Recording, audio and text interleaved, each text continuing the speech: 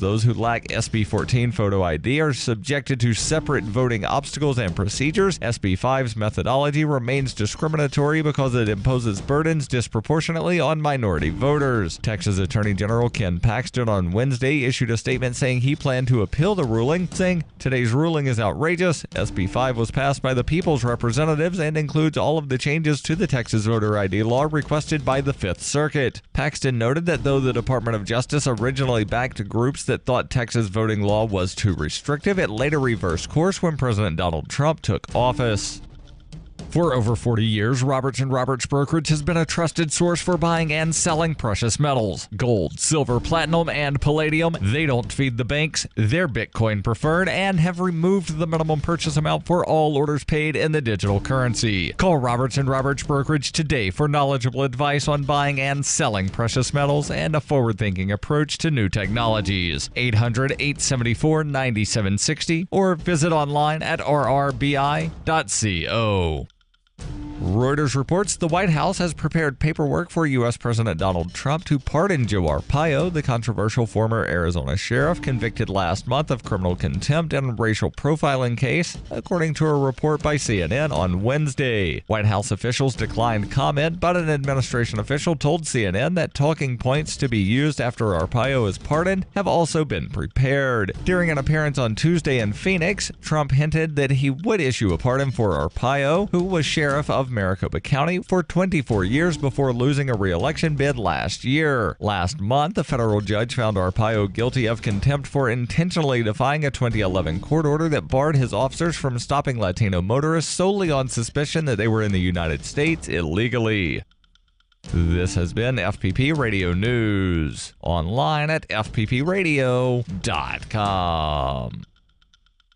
This is the Onion Week in Review. Poets across the nation issued a statement Thursday announcing that shadows, inky sharp as the raven's beak, meet the clouds like dusty charcoal on an ashen brow. Citing the ageless gloom of morning and a weary sun, its astroluminescence wrapped in arid gauze, the report noted that doubt lingers in the frail minutes of a young dawn. For what is the sound of hope?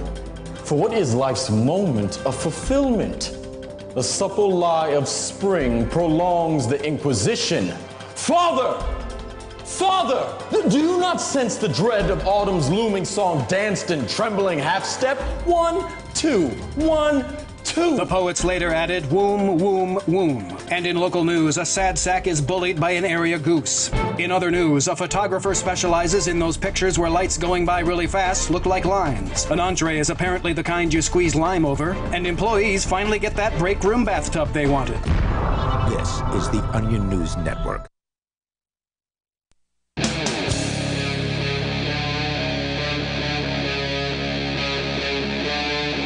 Free Talk Live. That's right, it is Free Talk Live. It's the live Thursday edition of Free Talk Live. Ian and Daryl are away. They're headed off to the... I don't... can you guys help me with the name of this? Is it the Freedom Fest one? It's the Cannabis Freedom Fest. Cannabis Freedom Festival. Is it Rick Naya's? Yes. That's the one. Yep. We spoke with Cannabis him last Freedom Friday. Festival. We used to call it Hemp Fest. That's the reason I didn't know the name. God knows what's going on there right now as the sun's setting.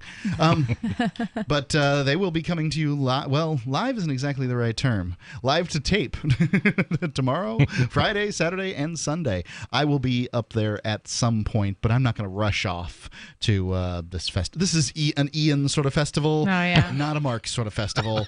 And I am going to go do my job, and I'm going to have fun. It is, no doubt, it is a fun time had by all, but...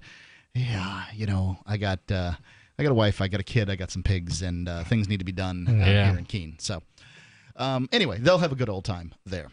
So it's Mark with you. And Heather. And Chris. So, Heather, I got to see some footage that you put up on, I can't tell you what the site was, News to Share? Yes, News to Share. It's an independent media production company that a friend of mine runs. And you went down to the Boston... free speech rally over the weekend, right? I did. I got, a message from a friend of mine who's actually allegedly going to be one of the speakers. And what had prompted me to go was I found out that... What was his name? Brandon Navam. Was he fired from his job? He was. for that festival. Because the he never ended up speaking at it. He was fired from his job simply because his name was on a flyer that the event advertised. Guilty by association. Yeah. Well, guilty of what?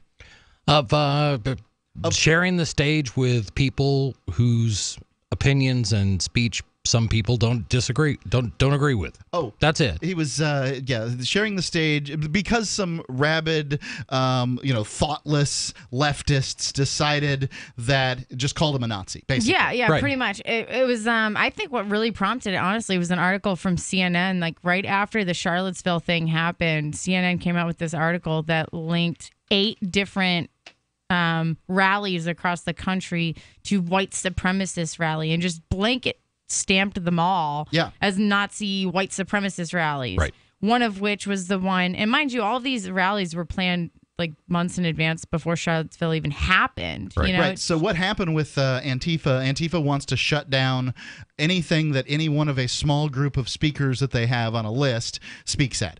And one of those speakers was Augustus Invictus. Yep. He was invited to speak. He was actually disinvited from speaking because of, just all the ruckus that was surrounding it. But that didn't matter because they were Antifa was angry that they were unable to shut down an event that was in a public venue. Because what these people will do, they'll call in bomb threats, they'll call in fire drills, they'll do whatever it is they have to do to shut down your event if you have one of these people at it. Now, I don't recommend having those folks at it, but they'll do that beforehand. But once the event actually occurs, should it actually happen to occur, then all bets are off. Well, then you can see the violence that you saw in Berkeley. You can see, and they'll take to the streets. Well, and what they'll do is they'll send punishment your way. Your friend, what was his name? Brandon. What was his last name? Navam lost his job because he dared help put together a free speech festival that brought together a whole bunch of people, different opinions across the board. Yeah, he was actually just reached out to and asked to speak at it. No, he wasn't one of the organizers? No, he wasn't one of the organizers. He was asked to speak at it, and there was a Republican, the guy from India there, who allegedly invented email at the age of 14. His name is like Shiva something. I can't pronounce it. It's an Indian name. But anyway, what he heard, that guy was going to be speaking there and was like, I'd love to speak and on his behalf or whatever, and accepted this opportunity and had no idea who the other speakers were going to be, but his name ended up on a flyer with Augustus and all, and all the other speakers, and that got circulated. And then after CNN came out with that article linking them all to white supremacy, his employer told him basically, you're fired. Well, I think the basic goal is to paint anybody on the right side of center as linked to white supremacy. That's it. I think that's what it is. I mean, and to swap the term free speech for hate speech. Oh, the attack on free speech right now is just insane, especially by the media. You know what I mean? And I'm like, my explanation for that is I try to explain to people, you have your Second Amendment right to own a firearm, right? Just because someone goes out and kills somebody with their firearm doesn't mean that you don't still have your right to own a firearm, right? Just because somebody uses their free speech to, say hateful things doesn't mean that we should just remove the right to free speech altogether. And centuries of people died, burned at stakes, drawn and quartered, and hung for people's right to speak freely. And these stupid, basement-dwelling, mouth-breathing children want to stop it because somebody might say something mean about some group that they think is extra important. Right. That is the height of hubris, and it Pretty just much shows their juvenile attitude about their whole life. Oh my goodness, somebody said something I don't like. Well, wait until somebody decides you can't say what you like. What are you going to do? Wrap something around your face and throw a Molotov cocktail? Because that's not going to work all the time. And I think it's important to remember that everyday speech that's not controversial in any way whatsoever, we're having a conversation. Most of what we said does not require any intervention by government to protect our freedom of speech. None whatsoever. No. What does require that protection is when we say things that are controversial, when we say things that people don't like, when we say things that hurt somebody's feelings, God forbid. But that's when those protections need to kick in. And it's not about just being able to put up a sign that says, I've got kittens for sale. It's about saying something that you may find it heinous, but that person has every right to say it. Yeah, I mean, let's take comedy, for example, right? If you start banning quote-unquote offensive speech, then you might as well get rid of half the comedians that exist because the majority of their punchlines are going to offend someone in the audience. Are we supposed to now take that person away in cuffs because somebody in the audience got offended? Yeah, well, It's been done. It's what this shows is that those and what it looks like is those on the left to me in this circumstance. I'm not saying I agree with the Nazis by any stretch of the imagination, and I shouldn't have to say that. Right. Yeah, but you do, according to, I mean, you have to disavow just about everything because Right. I literally the other day when I was criticizing some of what I'll get into, some of what I saw with my own two eyes, people attacking police officers. Screaming. One of them was screaming about Trayvon Martin to an officer that had nothing to do with Trayvon Martin. Right, in Massachusetts. Yeah, exactly. And George Zimmerman wasn't even a cop. So this one guy was screaming at a police officer about that and about things that the officers had nothing to do with. We're just standing there. I saw people strike officers that were minding their own business. And so in a conversation on social media, I brought up, that I guess somebody was petitioning for Mayor Walsh to release and pardon all 32 or whatever of the protesters that were arrested. Uh-huh. And I witnessed some protesters committing violent and what I would consider unacceptable, socially unacceptable behavior on law enforcement officers. And this guy had the nerve to be like, basically calling me a racist, saying that, I'm a libertarian and 95% of libertarians are white males and it's identity politics. And I'm like, so are you saying that you think someone should be able to walk up to a police officer, smash a bottle over their head and not face punishment? And he ended up blocking me. So. Well, yeah. I mean, what else would you do in that circumstance when you're dead ass wrong? Right. But you can't And it's criticize that behavior. He started citing the Black Lives Matter and tagging people in the movement. And I'm like, I didn't even bring up anybody's race. I just said these counter protesters and their behavior was unacceptable. Well, you were there, so by default, you've chosen a side, I guess. Right, and that's really what you're dealing with here is people who spend far more time feeling than they do thinking, about these issues. And when they do think, they don't think critically. Mm-hmm. And I'm happy to have this discussion. Mind you, this isn't Facebook. You won't get blocked. You can have your say here. The number's 855-450-3733 because I think that Facebook is a terrible method for sort of convincing people and spreading a message and that kind of thing. It's great for spreading pictures of the grandkids, but not so much that. 855-450-3733. Free Talk Live 855-450-FREE or LRN.FM is our username on Skype. You can call there and be a little more clear. Free Talk Live. Don't do what I did and run out. If it's working, don't quit. Why would you stop? Why undo all the good that's been accomplished? You've got to feed them right for life. Dynavite is nutrition. If I ever took Roy off of Dynavite... No. When I get to about 3/4... When I get down to the bottom of my box of Dynavite... Oh, no. I've got a couple more scoops. It's time to place my order. Dynavite.com. DINOVITE.com. 859-428-1000. Order a 90-day supply of Dynavite for your dog this week. We'll send you a bottle of NomoFlea free. NomoFlea flea spray kills fleas safely with no poison. Because it's a polypeptide protein molecule made from vegetable oil. Try NomoFlea. Free this week at Dynavite.com. Just feed your dog right. Use Dynavite. Dynavite for life. 859-428-1000. 859-428-1000. DINOVITE.com. BuySellMakeOffer.com is better than ever. I'm Pat Matthews here to tell you that BuySellMakeOffer.com, the revolutionary site for buying and selling anything and everything, just upped the ante. Go right now to BuySellMakeOffer.com and click the Sign Me Up button. When you do, you'll get the first month free, and then it's just $9.95 a month to be a member forever. And you don't need a credit card for the initial setup. Create your own store on the site and sell whatever you want, as long as it's legal, however you want, and sell an unlimited number of items. Create your own intro video to describe what your store is all about. Use Skype to see who you're buying from or selling to. Sell unused household items, as well as antiques, cars, televisions, collectibles, real estate. The possibilities are unlimited. Use social networks to promote your store right from our site. Remember, there are never any fees no matter how much you sell. Become a member today. I'm a member. Get all your friends to sign up too. This could become a great business for you. Sell whatever you want for the first 30 days free at buysellmakeoffer.com. The Free State Project has reached its goal of 20,000 liberty lovers who've pledged to move to New Hampshire and get active to achieve liberty in our lifetime.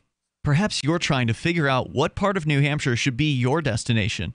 If so, consider Keene. You'll find more than 150 reasons to move to Keene at move.freekeene.com. Keene is famous for its historic, publicity-generating activism, as well as being the liberty media capital of the world. It's home to freekeene.com, New Hampshire's destination for liberty activism, news, and opinion. For years, we've been compiling over 150 reasons to move to Keene at move.freekeene.com, where you'll learn about some of what's happening here and what makes Keene a great place to live. If you love liberty, you'll probably enjoy anywhere you end up in the Shire. But do your due diligence first. Please visit move.freekeene.com for the full list of over 150 reasons to move to Keene. That's move.freekeene.com. The three most important things you can do for Free Talk Live are: 1. Share one episode a week on Facebook or in some other social networking site. 2. Buy the things you buy online through shop.freetalklive.com. 3. Give $5 a month to the AMP program. You likely buy all kinds of things online. Amazon is the largest online retailer. You can get what you need at the same prices with free Super Saver shipping by going to shop.freetalklive.com. Please do your online shopping at shop.freetalklive.com. Radio is the most personal of mediums. I exist right now in your head. If you listen to Free Talk Live regularly, you know me. Free Talk Live is on more than 160 radio stations around the U.S. and has been downloaded on every continent around the world. Hundreds of thousands of listeners with ad packages from $600 a month to $6,000 a month. Imagine what we can do for your business, project, website, or idea. Email me, mark@freetalklive.com. You're listening to the best liberty-oriented audio streamed around the clock, on the air and online. This is the Liberty Radio Network at LRN.FM.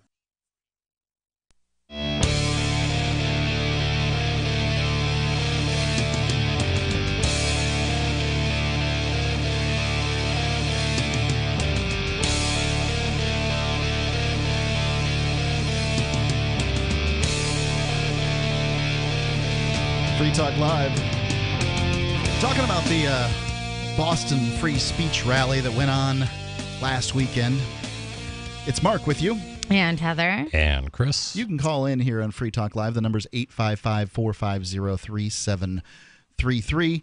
And quite a few people have. We'll get right to those calls. But real quick, I want to tell you about Freedom's Phoenix. Freedom's Phoenix is a liberty-oriented news aggregation site. If you want the newest and freshest stories and perspective on current events from those who value freedom, freedomsphoenix.com has it. Their daily dispatch is the best way to stay up to date on science, technology, historical findings, liberty news, government overspending, and the rise of the police state. Freedoms with an S, phoenix.com. Freedomsphoenix.com. Let's go to Tom calling in from Baltimore. Tom, you're on Free Talk Live. What's on your mind? Tom, can you hear me now? How about now? I think there might be something wrong with the studio. Not a problem. I've got a Skype caller. Hold the line there, Tom. We'll go right to Victor. Victor, you're on Free Talk Live. Calling in on Skype.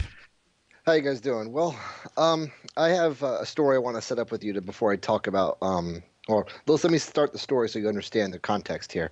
I recently have been flying a Gadsden flag on the back of my truck for the last 2 months. And I've been getting, positive, what I think would be positive feedback by waves, on the people driving by, or a couple of honks, people taking photos, just trying, I guess, to, see what it is I'm about. I have a libertarian sticker party right underneath it too. So at least there's some context more besides just the flag randomly. Wait, what's the flag? Can you fill me in there? Oh, the Gadsden flag. It's the yellow flag. Yellow flag, snake.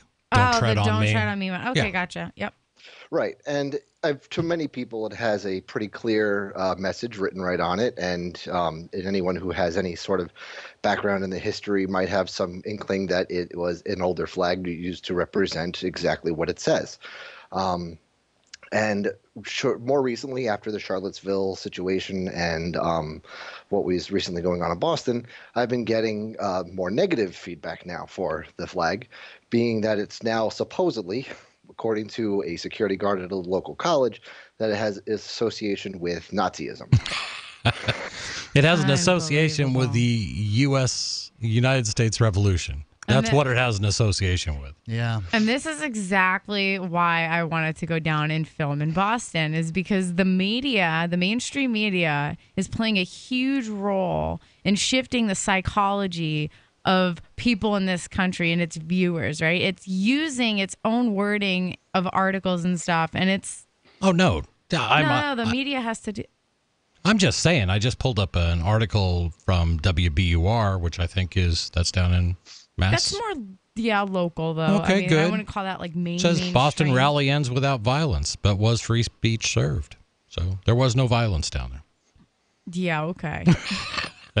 Now, keep in mind, we've all seen Heather's live broadcasting she was doing from down there. And if you can't, it's kind on of violent. the free. I shared it to the Free Talk Live Facebook page, and you can hear a woman while I'm live streaming scream out, "Pull your gun, kill him, kill him!" Like, I don't think it gets more violent than what I witnessed. but back to the Gadsden flag. I mean, that is something that was, it came about during the Revolution when we were trying to gain our own independence from an oppressive state. We were trying to gain our freedom and our liberty from Britain. So what kind of negative feedback have you gotten, though, like specifically? What have people said to you? Besides the one instance where the security guard stopped me and looked at my truck and asked me why I was there, and then I was wearing my Libertarian Party shirt at the time, and he said, "Oh, you're a Libertarian, that makes sense," as if supposedly you needed that to know more about this situation. But after that, shortly, maybe about a week or two later, I went to the movies. My flag's still flying, sitting in the parking lot. I come out from the parking lot, and there is a Post-it note on my windshield that says "Black Lives Matter." So not only am I a racist or Nazi, I'm also this racist who's against the movement of Black Lives Matter, which they don't know anything about simply just by the yellow flag on the back of my truck. Wow.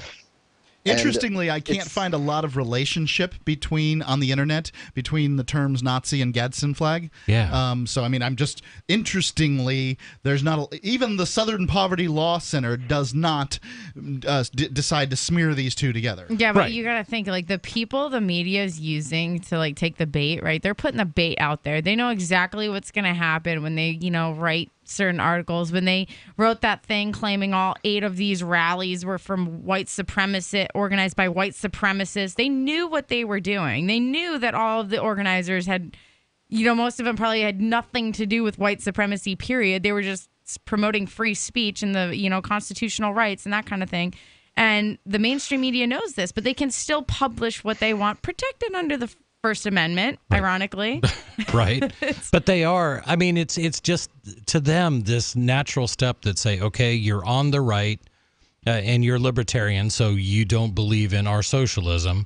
Therefore, you're towards the right. Therefore, so is the alt-right. Right. So by just common deduction to them, then you support them. And it just takes such leaps to jump to any of these conclusions for anyone with a brain who doesn't assume the worst about people. I have to presume, so politics goes in as a pendulum swing. We see it all the time. I have to believe that this pendulum is going to swing quickly, that those on the left are going to overplay their hand, as they did in Boston, right? Once you decide to get 25,000 people out to protest a free speech rally because there are Nazis there and there's not a Nazi flag to be found, those people are going to be like, oh, maybe there are no Nazis here, and then, you're going to have overplayed your hand. I have to believe that that's what's going to happen here when they're trying to smear the sort of right in with the alt-right. And by the way, libertarians, not right or left anyway. I mean, this is a complete misunderstanding of politics. And what I will, the one thing that I will give them a little bit of credit for is that Bumper sticker politics is not great communication. The Gadsden flag doesn't communicate well, Victor. Perhaps everything that it is that you believe. I would imagine that you agree. Agree. Yeah, and so they're just like yellow, snaky, bad. Not a lot going on in the the vapid vortex that is their brain, and they're just believing stuff that they've heard. Right. The ignorance is the issue, and it's actually caused me to have to take the flag down. You're like you said, there's no freedom of speech is allowable and it's necessary, but you have to sit with the consequences of it. And not saying that I'm afraid. My girlfriend has been in the vehicle with me, and she's expressed that she's now afraid that this sort of negative attention could result in more physical altercations with people, especially after the last few events. So because of this simple expression, and clearly not very good at expressing myself, in what I believe, is going to, it sends this fear down, people who are in my vehicle that don't want to drive in my car anymore. So I had to take it down. Right. I can totally hear my wife saying this, a similar sort of thing. I got something to add to this. The number, 855-450-3733. Victor, thank you for the call. Thank you. 855-450-FREE, or the username is lrn.fm on Skype. Free Talk Live.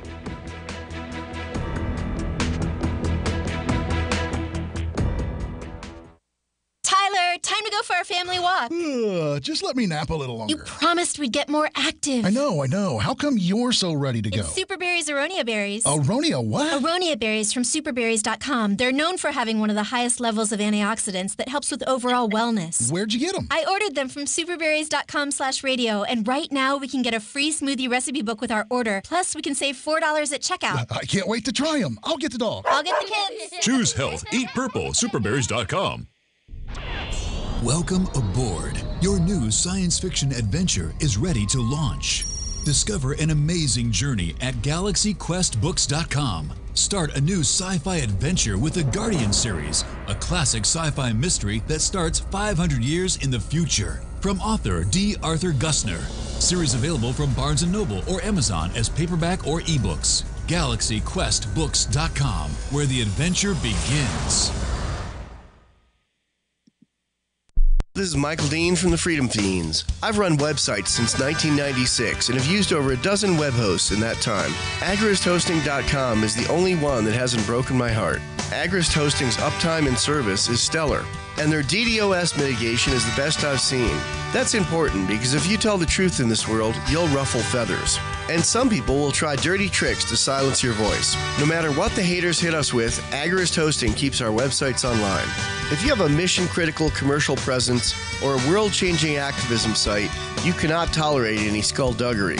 So go with agristhosting.com. Have a WordPress or blog site, but you're not satisfied with performance or uptime? Or just want raw hosting? Want to pay with Bitcoin? Agrist Hosting specializes in high-performance hosting with personalized service. Go to agristhosting.com and click on the button that says Get Hosted. That's agristhosting.com. This Your Family Today tip is brought to you by Nestle Toll House Refrigerated Cookie Dough. Who would you bake some love for? Find fun and easy baking ideas at tollhouse.com. Kids love doing arts and crafts projects, especially when you join in. Try channeling all that artistic energy into the kitchen and bake up some creative treats together. Think of your art supplies as the frosting, sprinkles, and decorating gels, and use cookies or cupcakes as your canvas. For more tips like these, visit us at parenthood.com/yourfamilytoday. If you want to know the latest about Free Talk Live before we go on the air, all you need to decide is how you want it delivered. It's your choice. Visit news.freetalklive.com. You can get emailed announcements and participate in contests via our email updates list. Plus, we have a Twitter account that you can follow and a Facebook page where you can become a fan. So visit news.freetalklive.com to get news about Free Talk Live as soon as it's announced and the way you want it delivered at news.freetalklive.com. That's news.freetalklive.com. Is spreading the message of liberty, cryptocurrency, and peace around the globe worth $2 per month to you? As you may already know, in addition to our internet feed, LRN.FM broadcasts on free-to-air satellite across North and Central America, as well as Sub-Saharan Africa. And we've been available on satellite for free 24/7 since 2010.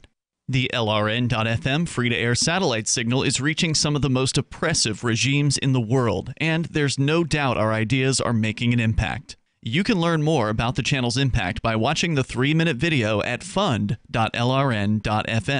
If you'd like to help free minds globally with our ideas of liberty, cryptocurrency, and peace, you can donate as little as $2 per month via fund.lrn.fm. You can help us continue and expand our satellite broadcast to multiple continents. Visit fund.lrn.fm today, and thank you for your help. Don't forget to share the link on social media. That's fund.lrn.fm.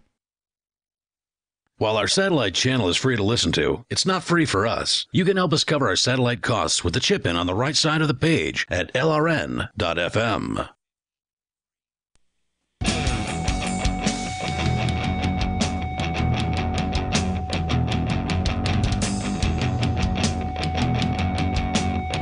Free Talk Live.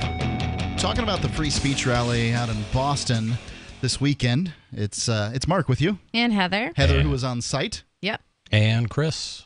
The number is 855-450-3733. That's 855-450-FREE. You don't need money to do business on Simbi.com. It's a slick and easy-to-use marketplace where you trade your talents for other people's services and abilities. You can forget the old economy. This is your economy.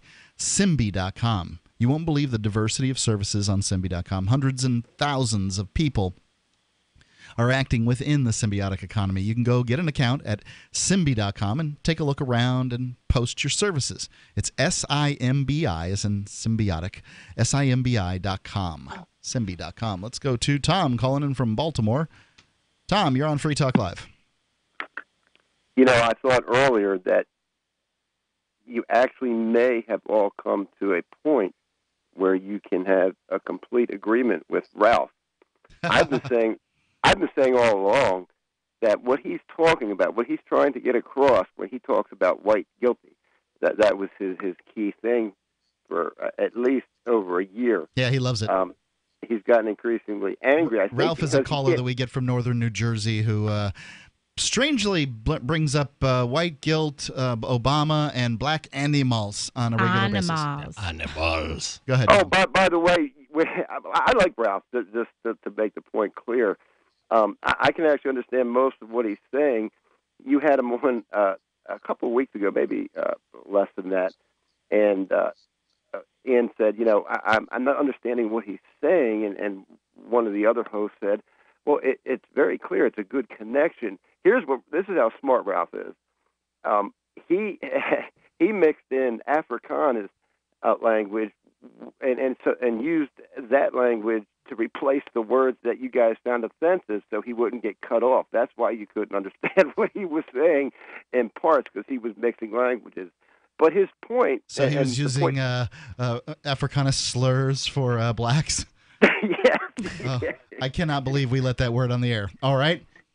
And I think I missed part of the conversation, but I think he was also substituting some other words. So he's a very learned guy. I've heard him here on a local station in Baltimore arguing about budget issues with the United States Navy.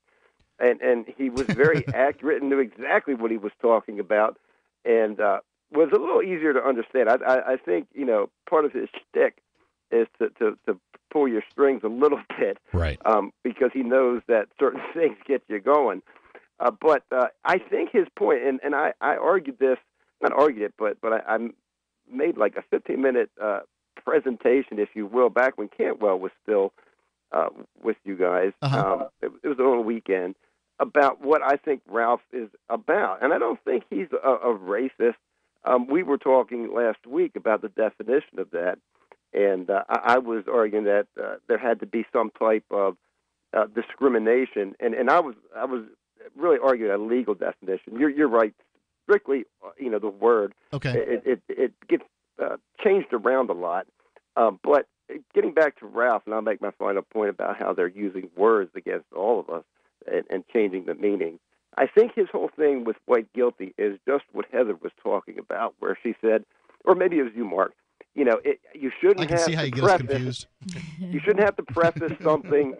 We probably both made the point, and it's a valid one. You shouldn't have to preface what you say with something to keep someone from thinking that you're a racist. You know, I'm going to say this, but don't think I'm a racist because X, Y, and Z, and then even follow up with another somewhat apology. And I think that's what Ralph is talking about when he says white guilty. I think his point is, listen, just call things for what they are. If people get offended, you know, you can address it, but no need to add these caveats and things beforehand. And finally, as far as the words being used against us, you know, tribalism, there's nothing wrong with tribalism. You can be proud of your race and who you are. Listen, I think the guys from the Nation of Islam with Louis Farrakhan, they say some very venomous, acidic things. Sure do. That are strict, you know, pointedly against white folks. But I never had an issue with them in Baltimore City. They were always very much the gentlemen. They were nice. In fact, we, the police, were able to come together with the Nation of Islam folks and agree that, you know what, there's a certain factor happening here in the city that none of us like and none of us respect. But yet we can also, you know, be proud of who we are. And there's nothing wrong with that. But they want you to think there's something very wrong with being proud about your heritage and who you are. And it's not. But that's how they divide us. Yeah. Well, I got to keep coming back to libertarianism. For me, is an individualist philosophy, and I find that when I get away from I'm really good at speaking about individualist philosophies. When I start talking about group-based stuff, I get on sort of tenuous ground. And the difficulty is if you're going to say that any particular group of people does this or that. Now, I'm also a marketer. I am I do the advertising executive work here on Free Talk Live. So, you know, I get orders for, white male 2554. Right. Or white male 3564. Yeah. Those are demos for Free Talk Live, demographic for Free Talk Live. If you want to advertise to young black females, Free Talk Live isn't your show. Right. And I don't get orders for that. There are negative stereotypes, and there are stereotypes that really are simply information. By the way, police, we profile, I'm retired, but we profiled all the time. Not racially profiled, but based on information. And by the way, nobody likes to hear that we profile and that we use I can't imagine you don't. Right. People profile all the time. Information. However, here's where they say, we want you to be stereotyping people when it comes to the inaccuracy of cross-racial identification of suspects. The lawyer says, well, you're not a part of that race. How can you possibly know one from the other? Scientific studies and case law say that you're much less accurate than someone from their own race. Did you bother, officer, to have someone from their own race second the identification? Because if you didn't, we have a problem with that. Right. So, you know, when it suits them, it's good. And when I say them, I'm talking about the defense. And they should be able to do that. I'm fine with it. Yeah, it's interesting you bring up tribalism because that word's been on my mind lately. I for whatever reason, I still feel kind of proud to live in this country and to be an American. I like Eagles. Red, white, and blues are fine colors. I have a hard time associating it with government, because I'm not a fan of our government. Yet I still have this sort of love for our country and for our history and the things that I think we can do. But don't you think this government, the way it was established some time ago, afforded enough freedom? I'm not talking about freedom. I'm talking about enough freedom and sort of enough economic freedom that the United States was able to flourish and reach the great nation status that it did. Yeah. So I would part of further say that if they hadn't have, waged a near genocide on my ancestors in the South, that the nation wouldn't have been as great as it was either, because it needed both the North and the South to be as big as it was. Filled with mistakes. Long history of it. It all comes down to who is the greater sovereign. Of course, we the people are the highest sovereign. The states are second. The federal government would be third. But even we as people, we want to be the higher sovereign because we are of a particular heritage. And that's where it comes down to. We need to be a moral nation. I can't remember who said it, but whoever the framer was said this nation will simply not work if it does not have a moral base with the people. Yeah, and I'm just, believe me, I'm just trying to wrap things in my mind, trying to come up with a way that describes, despite everything I know about our government and all the rights that they have taken from us and all that they continue to do, that it is an attack on that sovereign, on the individual, why do I still feel somewhat positively about the United States? And tribalism, I think that's a good answer, a good reasoning for why I still feel like we're all sort of part of the same family. Yeah. Tom, Anyway. thanks for the call. Appreciate it. The number's 855-450-3733. It's 855-450-FREE. I think that this is the sort of the most recent debate that's going on in libertarian spheres, the sort of language culture border debates. Free Talk Live. Do you want to help build a better financial system for everyone? Join Dash. Dash is Digital Cash, a digital money platform designed to replace cash and help people manage their own wealth. It's fast and easy. Fees are low and transactions are confirmed instantly. Dash is decentralized, run by users who earn rewards for helping run the network and make governance decisions. Dash is set up to succeed where other platforms have failed. Give it a try. Dash.org. Help people take control over their financial future today. Find out more at Dash.org. I've discovered the next big thing on the internet. Symbi.com is a symbiotic economy with its own currency where people trade services virtually and locally. Forget the old economy. This is your economy. Symbi.com is slick to use and is backed by the same people that helped launch Reddit and Airbnb. I'm not kidding when I say this is the next big thing. Trust me. Go get an account at Symbi.com. Take a look around and post your services. Symbi, SIMBI.com. Daddy, where do babies come from? Honey? Mommy went to the store. Oh, well, you see, there's a mommy and a daddy, right? Right. And see, when they call Geico, they could save a bunch of money on car insurance. Oh, really? And that makes them happy? Yes, that makes them very happy. That's good. Yeah. Well, I'm glad we could have this talk, Sunshine. Geico, because saving 15% or more on car insurance is always a great answer. Get incredible deals on the latest flooring trends at Lumber Liquidators Fall Flooring Kickoff Sale and transform your home today. All pre-finished hardwood and all bamboo is on sale, including $1 off per square foot on 17 Bellawood floors. Get the best deals on the best selection of Wood Look waterproof floors, like 45% off vinyl plank, 43% off Wood Look tile, and 17% off new Click ceramic plank. More from 49 cents plus special financing. The Fall Flooring Kickoff Sales going on now at Lumber Liquidators.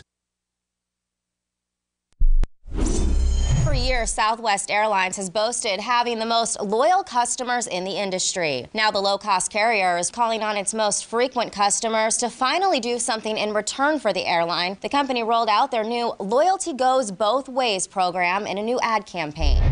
You said you wanted free checked bags, and we listened. Now you listen to us. Southwest's program is part of a new trend of companies not letting their customers exploit them anymore. CEO Gary C. Kelly has gone as far as to record this radio ad, which Southwest started airing nationwide. Hi, this is Southwest CEO Gary Kelly. If my wife calls asking about me, I need you to lie and say I was with you. Remember all those low fares I gave you. To any Southwest customers thinking about saying they're too busy to help, Kelly has some harsh words saying, quote, "We're always there for our customers. To anyone who can't do us a solid now and then, f*** you. That's not loyalty, that's freeloading." This is the Onion News Network. Here's a chance to do a little activism while you're cruising Facebook, Twitter, or Google+. Between the LOL cats, the recipes, the hot girls, and the inspirational sunrise memes, Free Talk Live's posts pass by your newsfeed. Like them, comment. It gives us more exposure. If you don't see our posts, click like at facebook.freetalklive.com and then hover over it to click Get Notifications. It's an easy way to spread the ideas of liberty a bit further. I know you're busy, but you can spare that 1/10 of a calorie it takes to click on something. facebook.freetalklive.com. What do you shop for that you could otherwise buy at Amazon? Pretty much everything, right? Amazon has competitive pricing and they deliver, and that's a big plus. If you could plan ahead in your shopping, would you be interested in saving up to 33%? There's a catch. You have to do your shopping in Bitcoin. But imagine those savings. It's like a huge raise. All you have to do is go to saveitpurse.com. We've saved thousands, and you can too. Plan ahead and save. Saveitpurse.com. Do you love Twitter? Make sure you favorite the LRN.FM Twitter account so you can receive our tweets at twitter.lrn.fm. That's twitter.lrn.fm.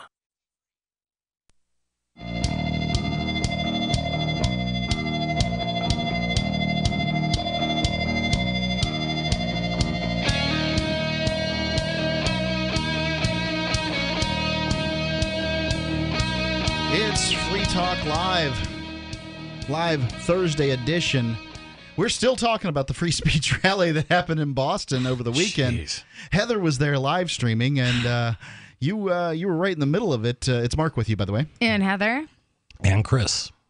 Yeah, man, I saw some stuff that I'd never seen before, like when it comes to human behavior. I mean, I really didn't know what to expect going in there. I actually had a couple people that were like, you should wear a bulletproof vest. I'm like, no, Massachusetts has strict gun laws. Ain't nobody coming there with... That's as effective as gun-free zones at a movie theater. Yeah, you know, but I mean, it's not like in comparison with Charlottesville where they have the open carry or whatever. And so like you had a bunch of people with firearms like blatantly like walking around. So I'm not sure I agree with you. I'm not sure I agree with you either, but go ahead with that. If it was hot, anyway, maybe you wouldn't want to wear a bulletproof vest. So, I mean, I thought about it, but I ended up foregoing it. But crazy. What was you got a whole bunch of shares on one particular piece of footage? Yeah, I got about 151,000. Okay, so if you go to the News to Share Facebook page, you can watch all my live stream footage. There was this one incident between this white kid who, when the crowd was chanting,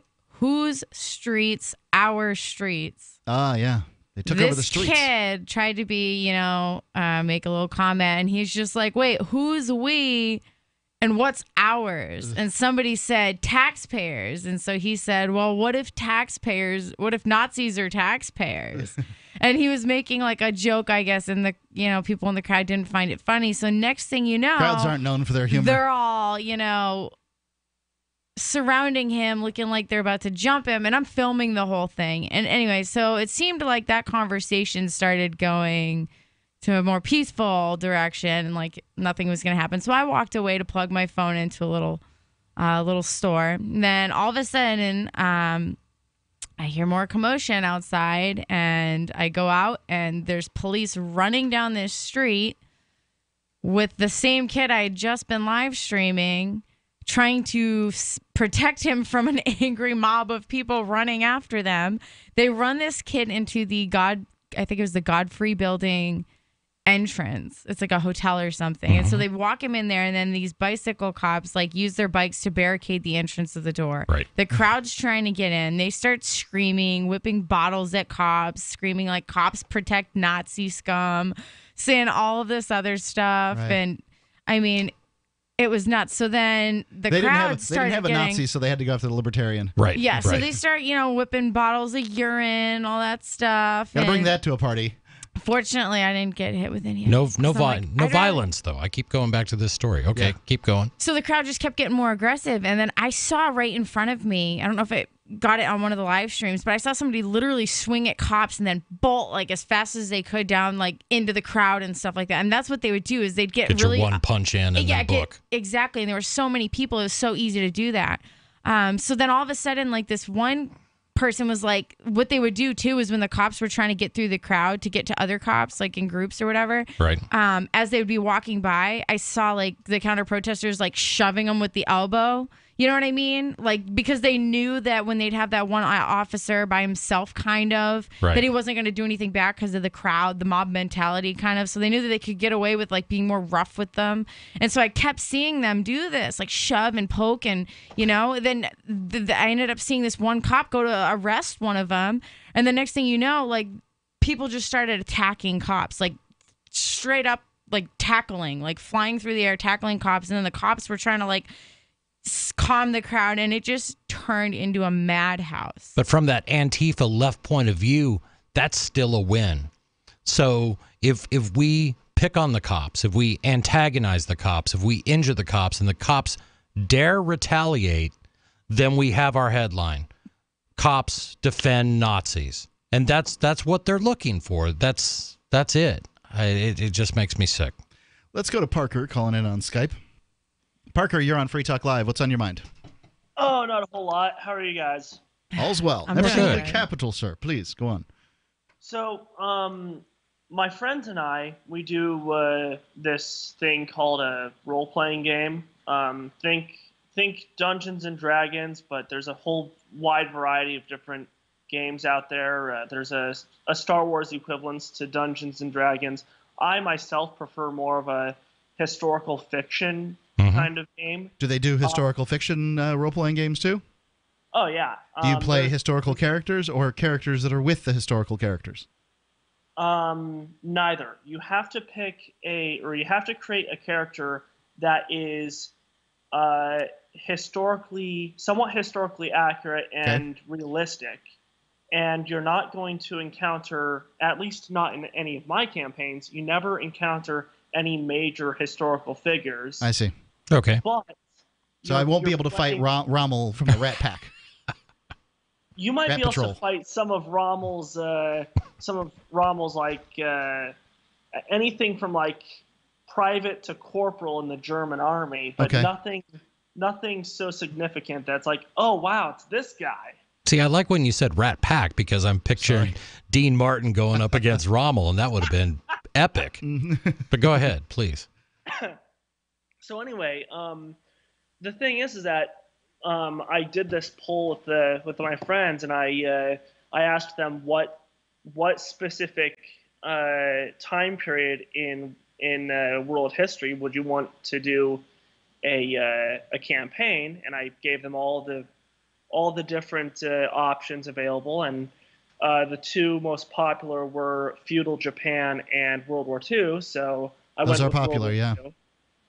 And what I'm trying to figure out is how do I do a World War II campaign in feudal Japan?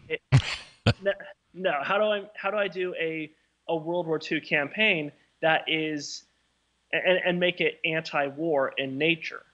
Like what do you suggest I do in terms of? They want to fight Nazis, or they want to fight? It's actually the campaign is set entirely in the Philippines during Pacific the Japanese Theater. invasion. Okay. How do you make your the situation anti-war? I mean, I guess you would have to. You're going to have to give history of Japan's involvement, why it wanted to be an empire at the time. You'll have to also give U.S. history. Those are the two antagonists there. You'll have to give U.S. history. The United States population and sort of gaining control over the Philippines was harsh by anyone's standards. Yeah. And if you can give that history and then just sort of show how, it's not like there's a freedom movement going on in the Philippines. Those people hadn't had freedom in a very long time. No, but there are plenty of examples of atrocities that were committed by both sides. Sure. In the Pacific Theater, and I mean with the Japanese, those are the ones I know more. The comfort girls, the torture of prisoners, the use of chemical weapons. I mean, the list kind of goes on and on. Mass killings. It was horrible. So you're saying, how do you role play all these things while being anti-war? I guess what I'm saying, if I understand him correctly, he wants to create a game, but he wants it to be also an experience where you see some of the horrors of war. That's at least how I would approach it if I were to try to encourage people not to glorify this. Go ahead. Yeah, and one thing, like there's this particular stat in your character sheets that you write down that's attributed to your will. Your will is directly related to your IQ, and anytime that you have to fight psychologically against something, such as fear, torture, interrogations, psychological warfare, you have to roll a saving throw. You have to roll a saving throw against will.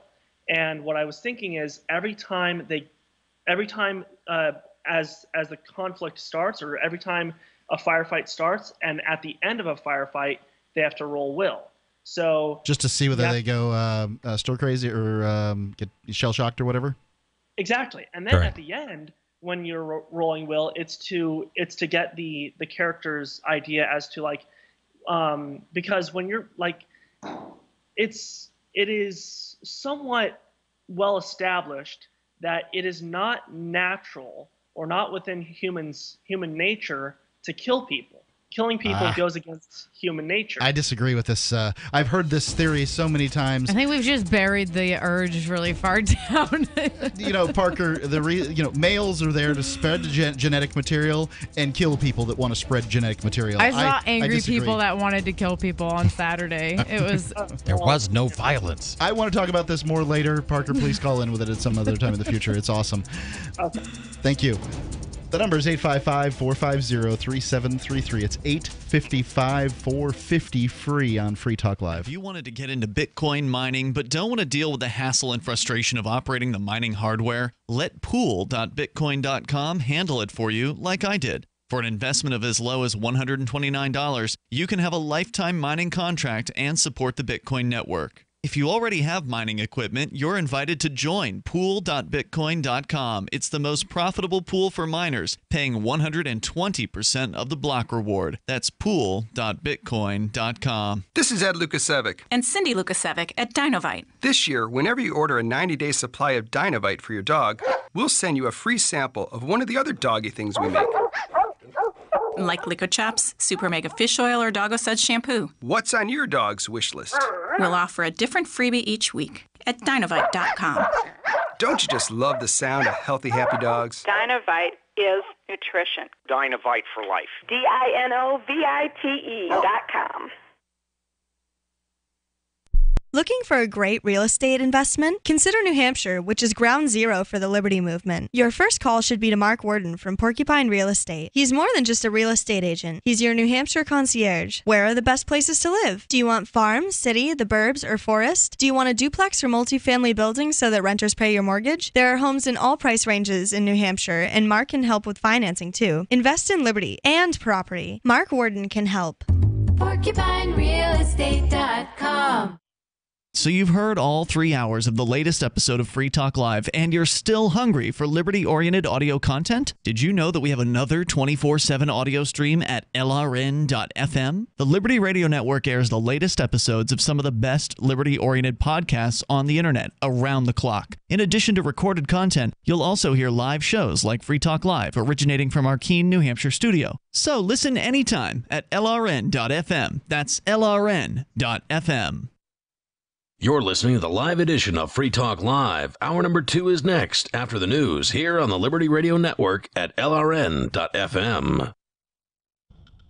From Keene in the Shire, the Liberty Media capital of the world, this is Daryl W. Perry, host of FPP Radio News for Thursday, August 24th, 2017. Silver is trading at $16.99 per ounce. Gold is valued at $1,288 per ounce. Bitcoin is trading at 4 cents, and the average price of Bitcoin is $4,179. Antiwar.com reports Saudi warplanes attacked the Yemeni capital of Sana'a, hitting a hotel in the northern Arab district. At least 60 people were killed and over a dozen wounded in the attack. The hotel collapsed more or less entirely, and aid workers are still recovering bodies from the site. The attack appears to have been deliberate, with officials saying it was against a legitimate military target requested by the Saudi-backed southern Yemeni government, and that the Shiite renegades were present in the hotel, the apparent target. It being a hotel in a major city, however, there were obviously many civilians within also killed. This is the deadliest single attack so far in 2017. It is not the deadliest attack of the war, however, which was an October incident in which the Saudis bombed a funeral procession, killing at least 140 people. The Saudis have been under growing criticism for the huge civilian death toll their air war has caused. The number of airstrikes have been on the rise through 2016, and the civilian death toll resulting from them has already surpassed the whole toll of 2016. In 1999, Daryl W. Perry began a search for traditional values, which led him down a path to the ideas of liberty. He tells the story in A Rebel's Journey, My Path to Liberty. Ask for A Rebel's Journey wherever books are sold, or visit arebelsjourney.com. UPI reports a federal judge on Wednesday rejected changes softening Texas voters' identification law, saying the altercations do not do enough to ensure that Black and Latino voters are not discriminated against. U.S. District Judge Nelva Gonzalez Ramos said Senate Bill 5, signed by Governor Greg Abbott in June, did not alleviate the problems the Fifth Circuit Court of Appeals found in the state's 2011 voter identification law, Senate Bill 14. The appeals court said the older law disproportionately affected minority voters who are less likely than white voters to have one of the 7 acceptable forms of identification required at the polls. Ramos ruled in April that SB 14 not only discriminated, it did so intentionally. Ramos wrote on Wednesday, SB 5 does not meaningfully expand the types of photo identifications that can qualify, even though the court was clearly critical of Texas having the most restrictive list in the country. Adding, for instance, Texas still does not permit federal or Texas state government photo IDs, even those issued to its own employees. SB 5 permits the use of the free voter registration card mailed to each registered voter and other forms of non-photo ID, but only through the use of a declaration of reasonable impediment. Because those who lack SB 14 photo ID are subjected to separate voting obstacles and procedures, SB 5's methodology remains discriminatory because it imposes burdens disproportionately on minority voters. Texas Attorney General Ken Paxton on Wednesday issued a statement saying he planned to appeal the ruling, saying, "Today's ruling is outrageous. SB 5 was passed by the people's representatives and includes all of the changes to the Texas voter ID law requested by the Fifth Circuit." Paxton noted that though the Department of Justice originally backed groups that thought Texas voting law was too restrictive, it later reversed course when President Donald Trump took office.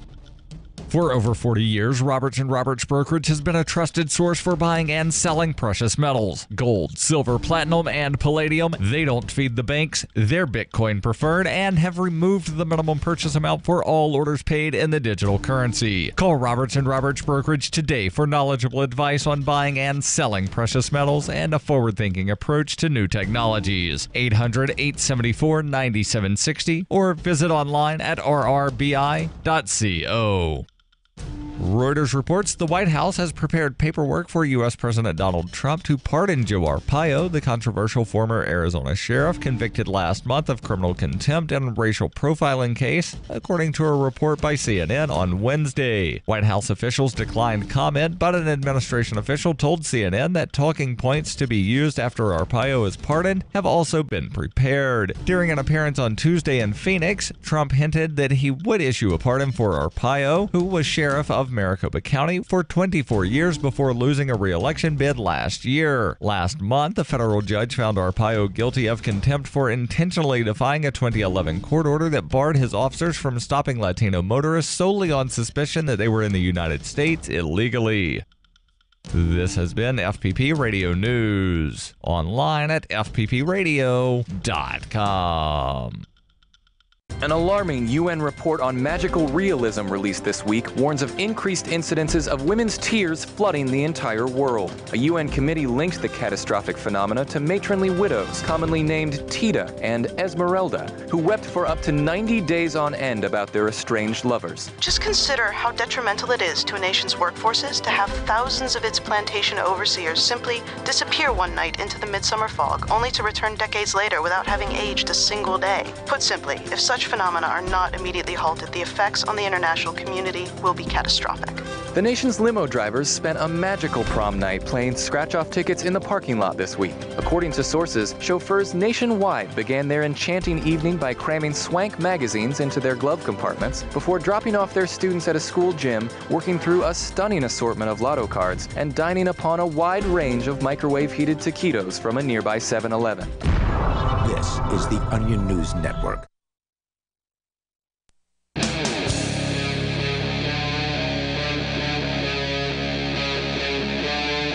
Free Talk Live.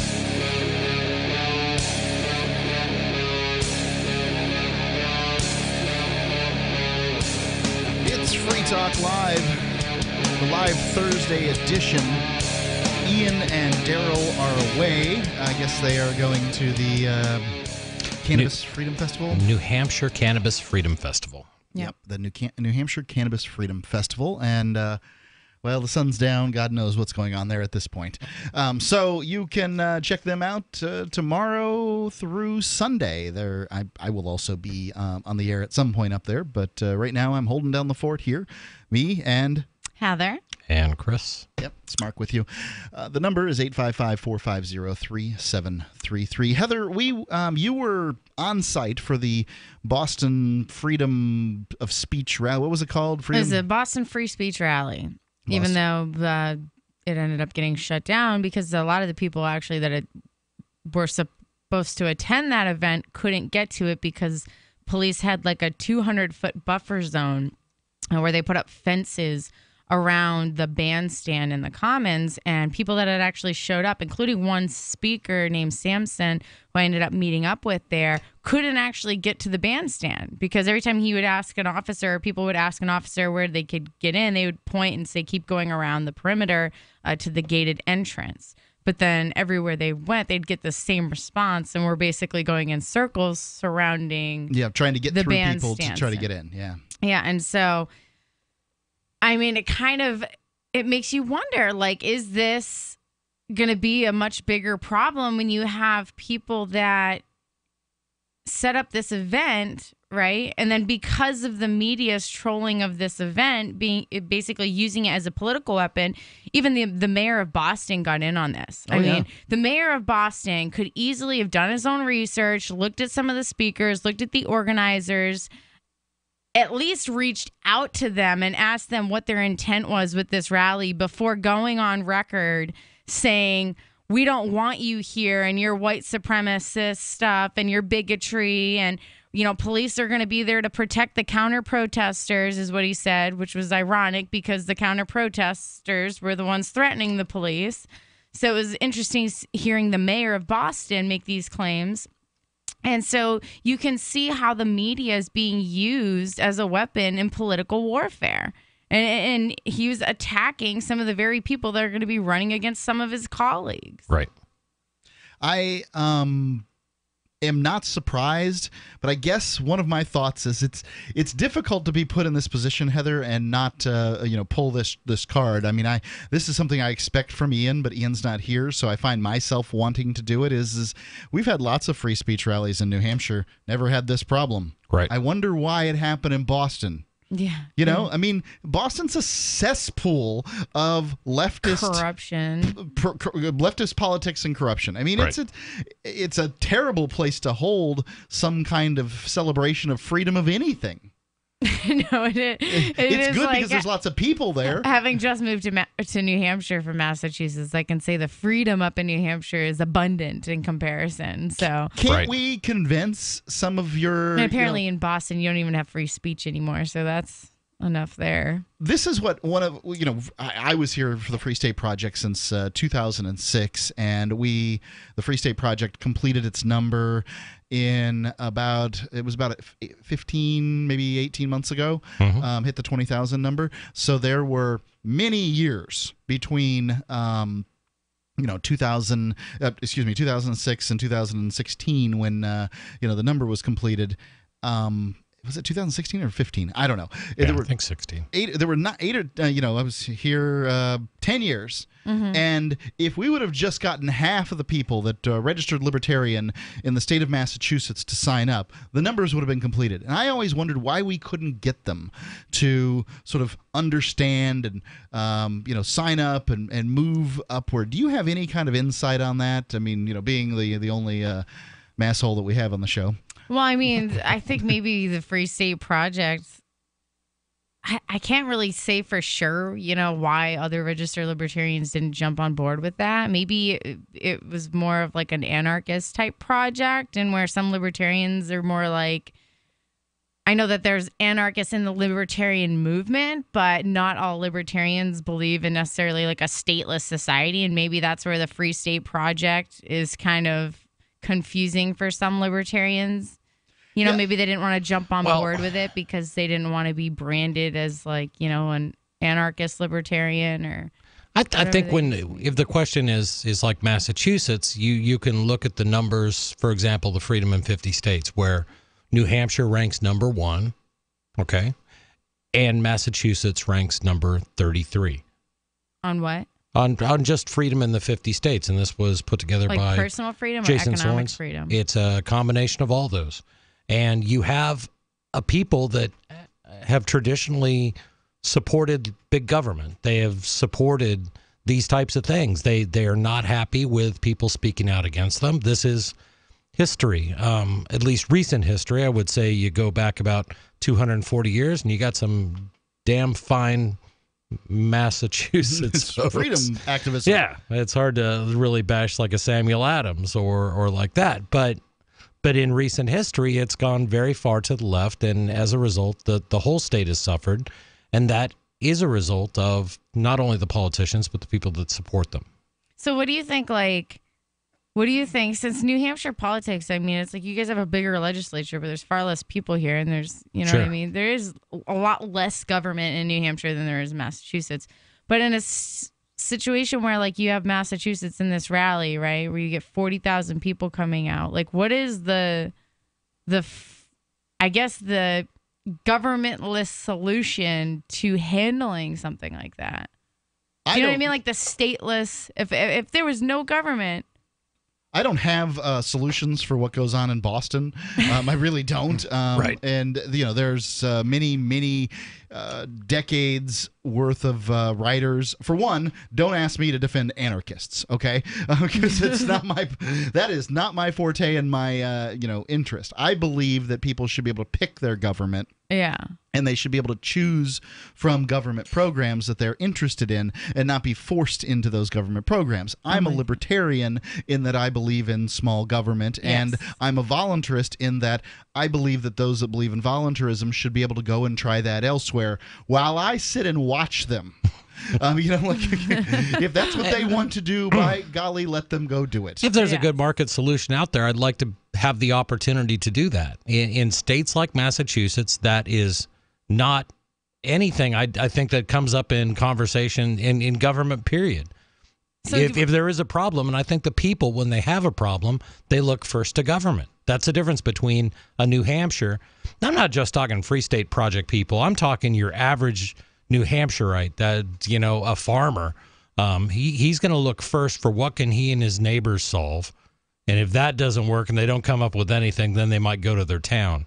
In Massachusetts, I think or California or New York, the first reaction is, well, what kind of legislation do we need to pass to make this happen? And that's the difference. No, I mean, since we had that caller that called in earlier who's like, oh, I got to take the flag off my truck because people are afraid to get in my truck now.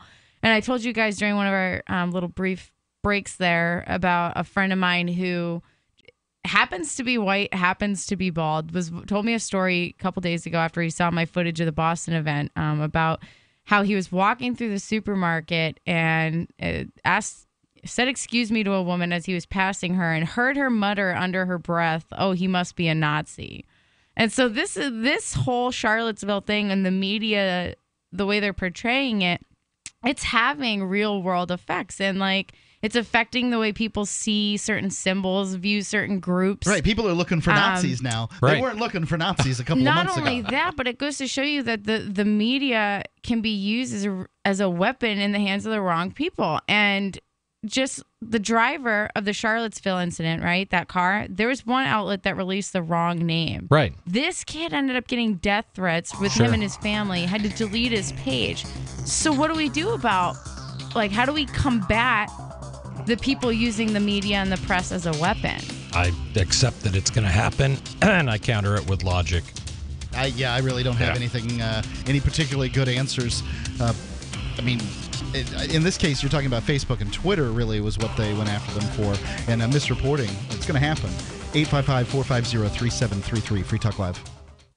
If you're a sleep apnea sufferer who's on the go to your phone. Because if you give us a call right now, you'll be able to try the world's first portable mini CPAP device absolutely risk-free for 10 restful nights. It's the Transcend Mini CPAP, an engineering marvel that's as small as a soda can and weighs less than a pound. Its unique design is so small and so light, you can fit it in your briefcase or purse to use anywhere you go. No more dragging around a big, bulky CPAP. Even better, now you can try Transcend absolutely risk-free for 10 restful nights by calling minicpap.com, 1-800-768-3138. Transcend is FAA compliant too, so you can even sleep comfortably while flying. You can also add a battery pack that's as tiny as a deck of cards. So now you can enjoy the freedom to sleep comfortably anywhere. But don't wait. To receive your 10-night in-home trial, call minicpap.com now, 1-800-768-3138. That's 1-800-768-3138.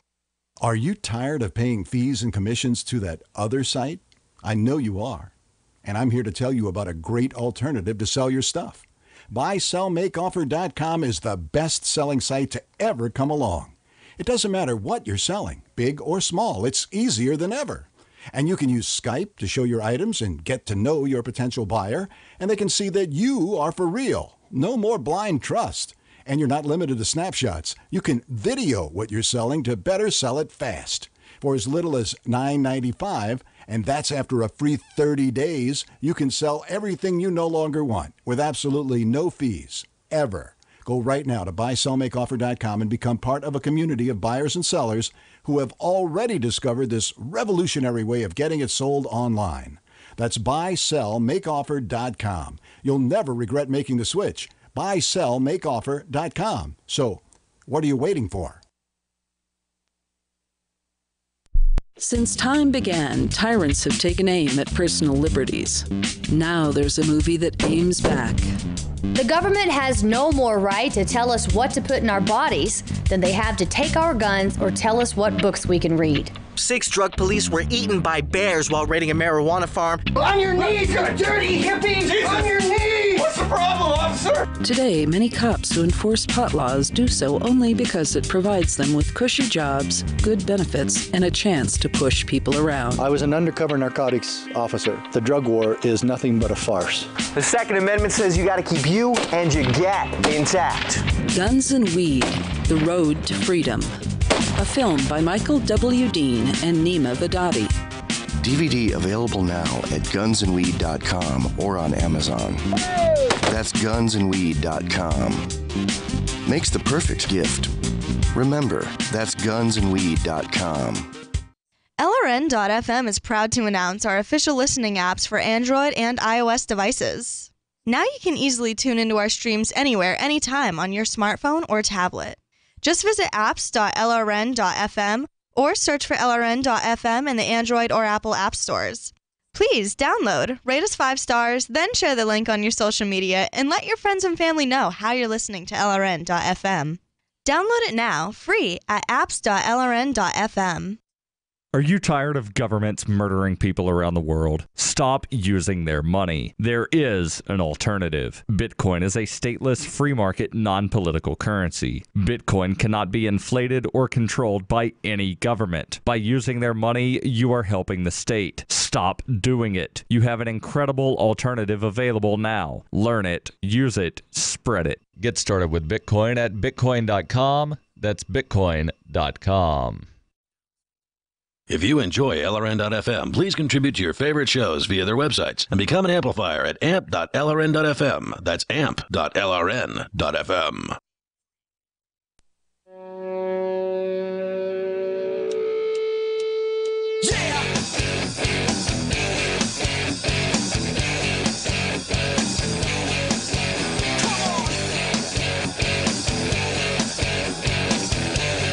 Free Talk Live. We've been talking about the free speech rally that went on in Massachusetts over the weekend and just how much stuff is going on over there. But I guess there's another bit of news to report. We reported last night that Christopher Cantwell, a one-time host here on Free Talk Live, we fired him first. He turned himself in yesterday, and he didn't get bail. Interesting that they would choose not to give a guy who's, at this point, only charged with spraying somebody with pepper spray. Everybody who was a victim of whatever crime that he's accused of, not saying he's committed a crime, is alive and walking around, and frankly, none the worse for wear at this point. Right. I've had pepper spray sprayed right in my face. I did it. It was by accident. And I know what the consequences are of having pepper spray sprayed in your face. It's highly unpleasant. Isn't it? In the short term. Yep. But in, an hour or two, everything was fine. So I'm thinking not that, if he's found guilty of aggressing against somebody with a aerosol container of pepper spray, then, whatever. That's the judicial system at work. I think that the victim should be made whole in some way, and I'm not entirely sure how that works with pepper spray. It's really nice they used pepper spray rather than a gun. But his claim is that, that he was defending himself.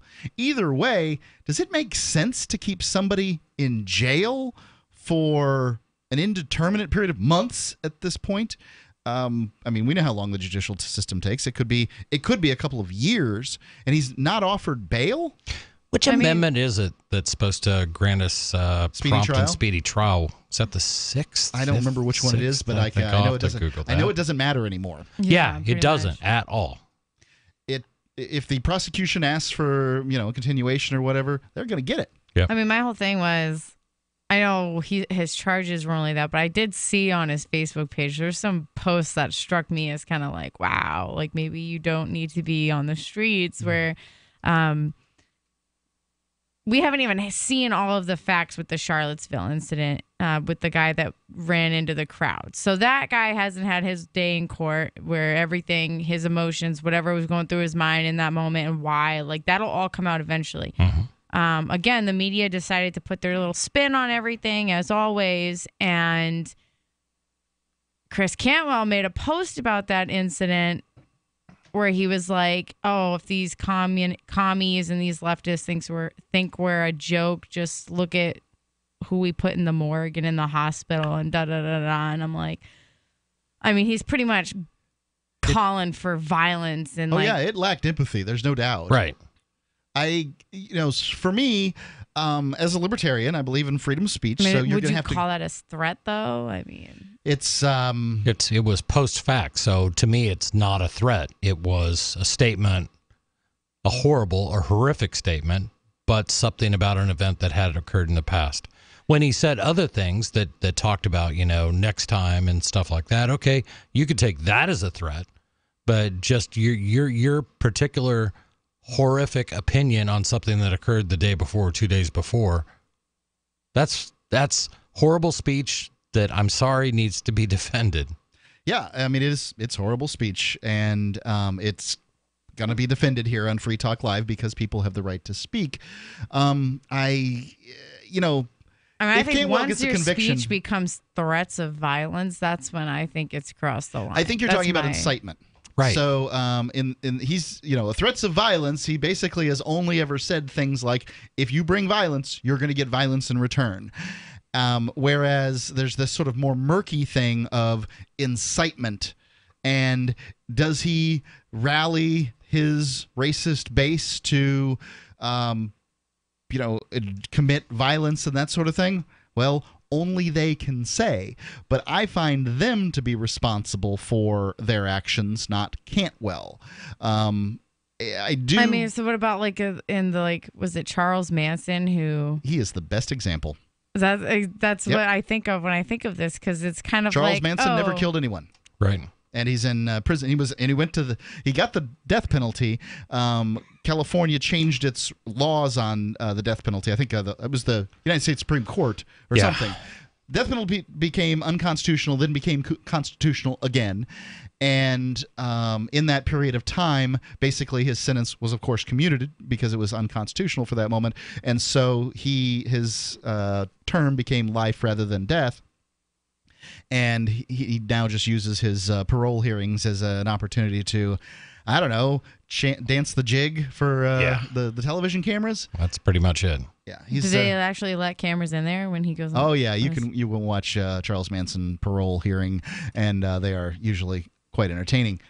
But see, that's the crazy thing is with the Charlottesville stuff, nobody's going to be able to really get any information on that, because once it goes into federal court, you can't bring cameras in, right? Because that's why they always give sketches of what's going on, like reporters. Do you know why that is? Federal court, it can be very limiting.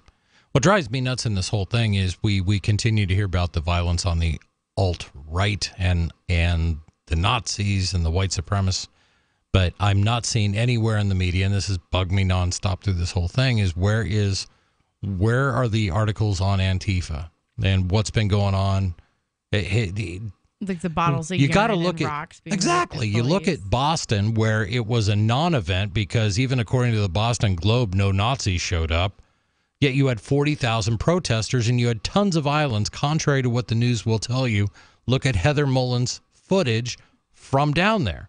It was violence. You can't tell me throwing a bottle of urine at someone is not a violent act. Yeah, and that's the other thing is when the mayor was condemning the speech and taking it upon himself to be like, oh, well, we don't want you here and criticizing. One of my big things was, okay, Mr. Mayor, like if you are being the big person that you're, the persona that you're putting on there, then why are you not criticizing the actions of, or not criticizing, but telling people that plan on attending the counter protest to behave as well? Because we saw in Charlottesville, a friend of mine, Ford Fisher, was down there live streaming for News to Share, and he got all kinds of stuff from the counter protesters. Same thing, urine in bottles. There's images of them using like aerosol can flamethrowers, like trying to light stuff on fire. Right. When you see the pictures of the Nazis going after people the night before, those people are facing them, not running away. Right. I mean, this is a conflict. This was like a clan war from the Highlanders. You know, Right. I mean,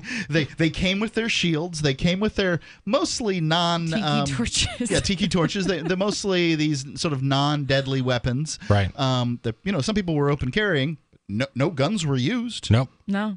The Nazis defended and nobody with guns or they descended and nobody got killed. Right. I think that's interesting. I'm not defending the Nazis, and I shouldn't have to say that. But we do now. But no one wants to talk about these, and I don't know what else to call them. These counter protesters. No, you call them Antifa, you call them Black Lives Matter, you call out the groups just like they're calling out the groups on the. They're calling out the alt-right. They're collectivizing everybody else. So guess what? I'll collectivize everybody else. Sorry. The number is 855-450-3733. It's 855-450-FREE. Free Talk Live.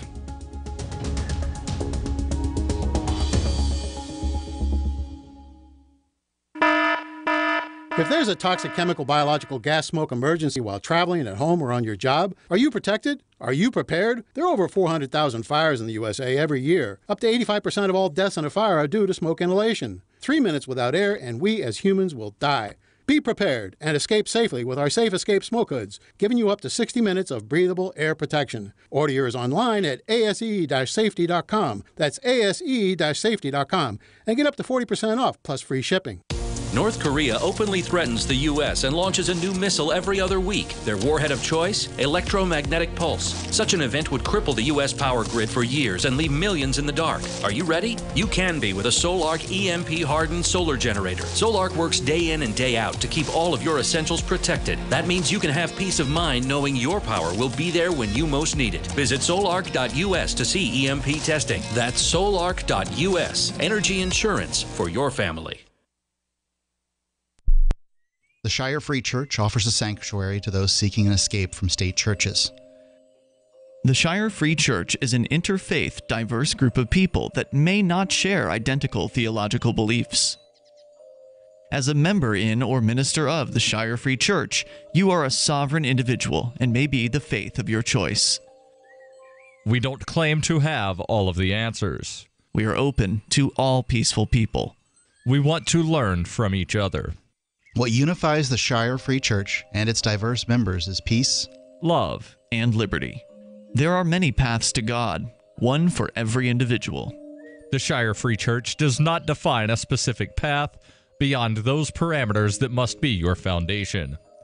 Peace as your way, love as your guide, and liberty as your light.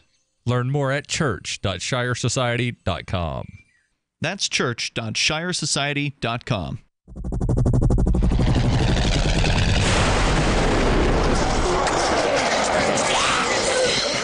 In Survivor Max 2, School Bites, Maximus scavenged through a wasteland swarming with the undead. Desperate to find the medicine he needs, he discovers a community of survivors at his former school. Has he finally found the safe haven he's been looking for, or will he discover that school bites? Look for Survivor Max on Facebook, read reviews on Amazon, and read Chapter 1 at survivormax.com.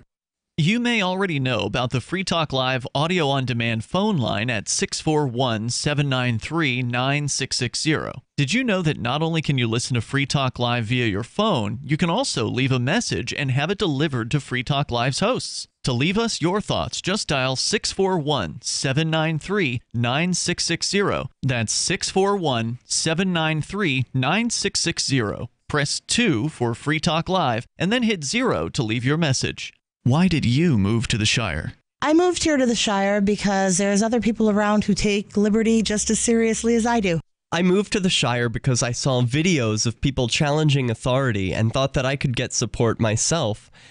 It called to me, like, do this right now. I wanted to be around people like me who got it. And once I got here, I knew there was nowhere else that I wanted to be. I've always wanted to change the world. So I moved to the Shire to join people who were actually working towards doing the same thing. The people here are awesome, loving, and positive. It was for the adventure and for the feeling of something important is happening here. And I just wanted to come to sort of be part of that. Visit ShireSociety.com to read and sign the Shire Society Declaration and learn the reasons why, if you love liberty, you should immigrate to the Shire. Plus, add yourself to the Shire map at ShireSociety.com. That's ShireSociety.com. You can put the Liberty Radio Network on the air in your area. Visit broadcast.lrn.fm to learn how. Broadcast.lrn.fm.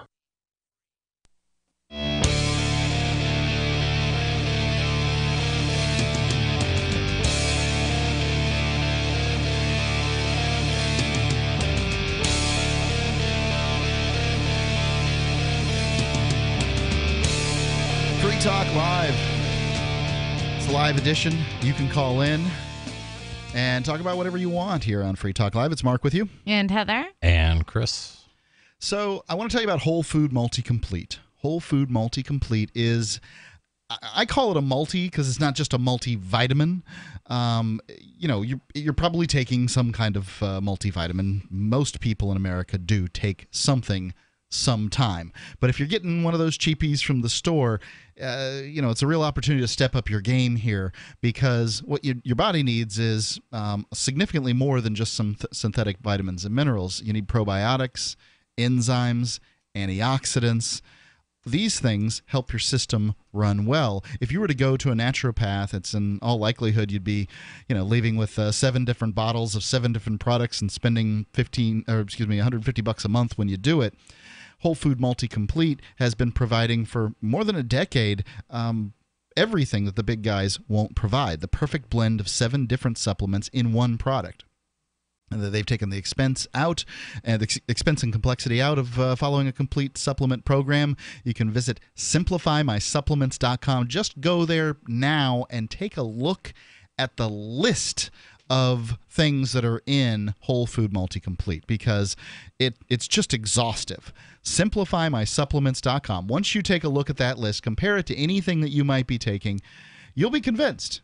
For me, that the probiotic in it caused me to lose like 15 pounds, and I didn't even know what was going on. So besides the fact that I'm getting better sleep and I feel better, I also lost some weight in the process. I've gained it back from jiu-jitsu, but I hope that's muscle.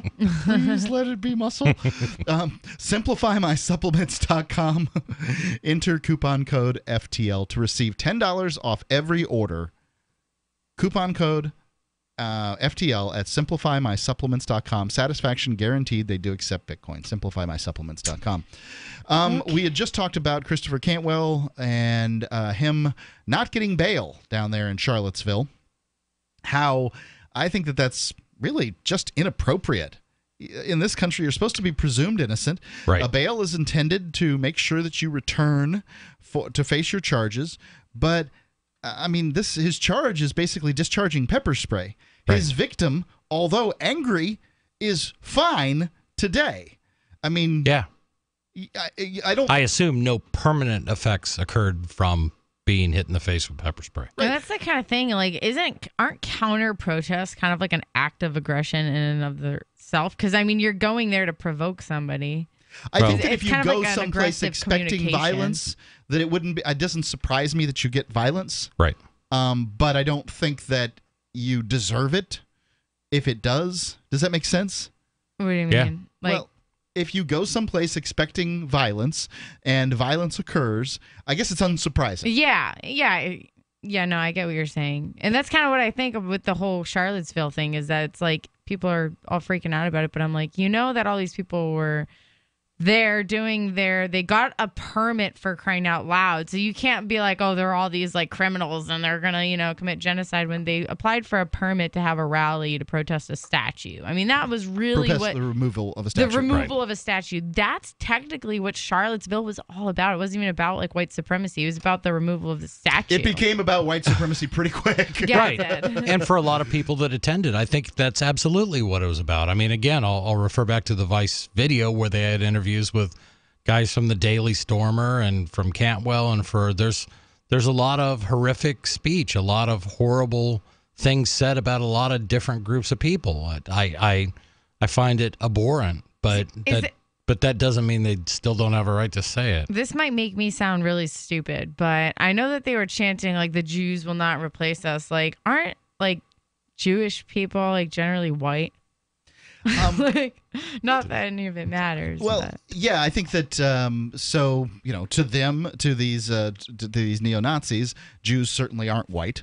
We're referring to Ashkenazi Jews here, and to Ashkenazi Jews, they certainly don't feel white. But to the vast majority of people, they pass as white, right? And so most people, like Ian, when I asked him, why didn't you ask Cantwell about Murray Rothbard and Hazlitt and Hayek and a variety? He's like, I didn't know any of those people were Jewish, because he doesn't know.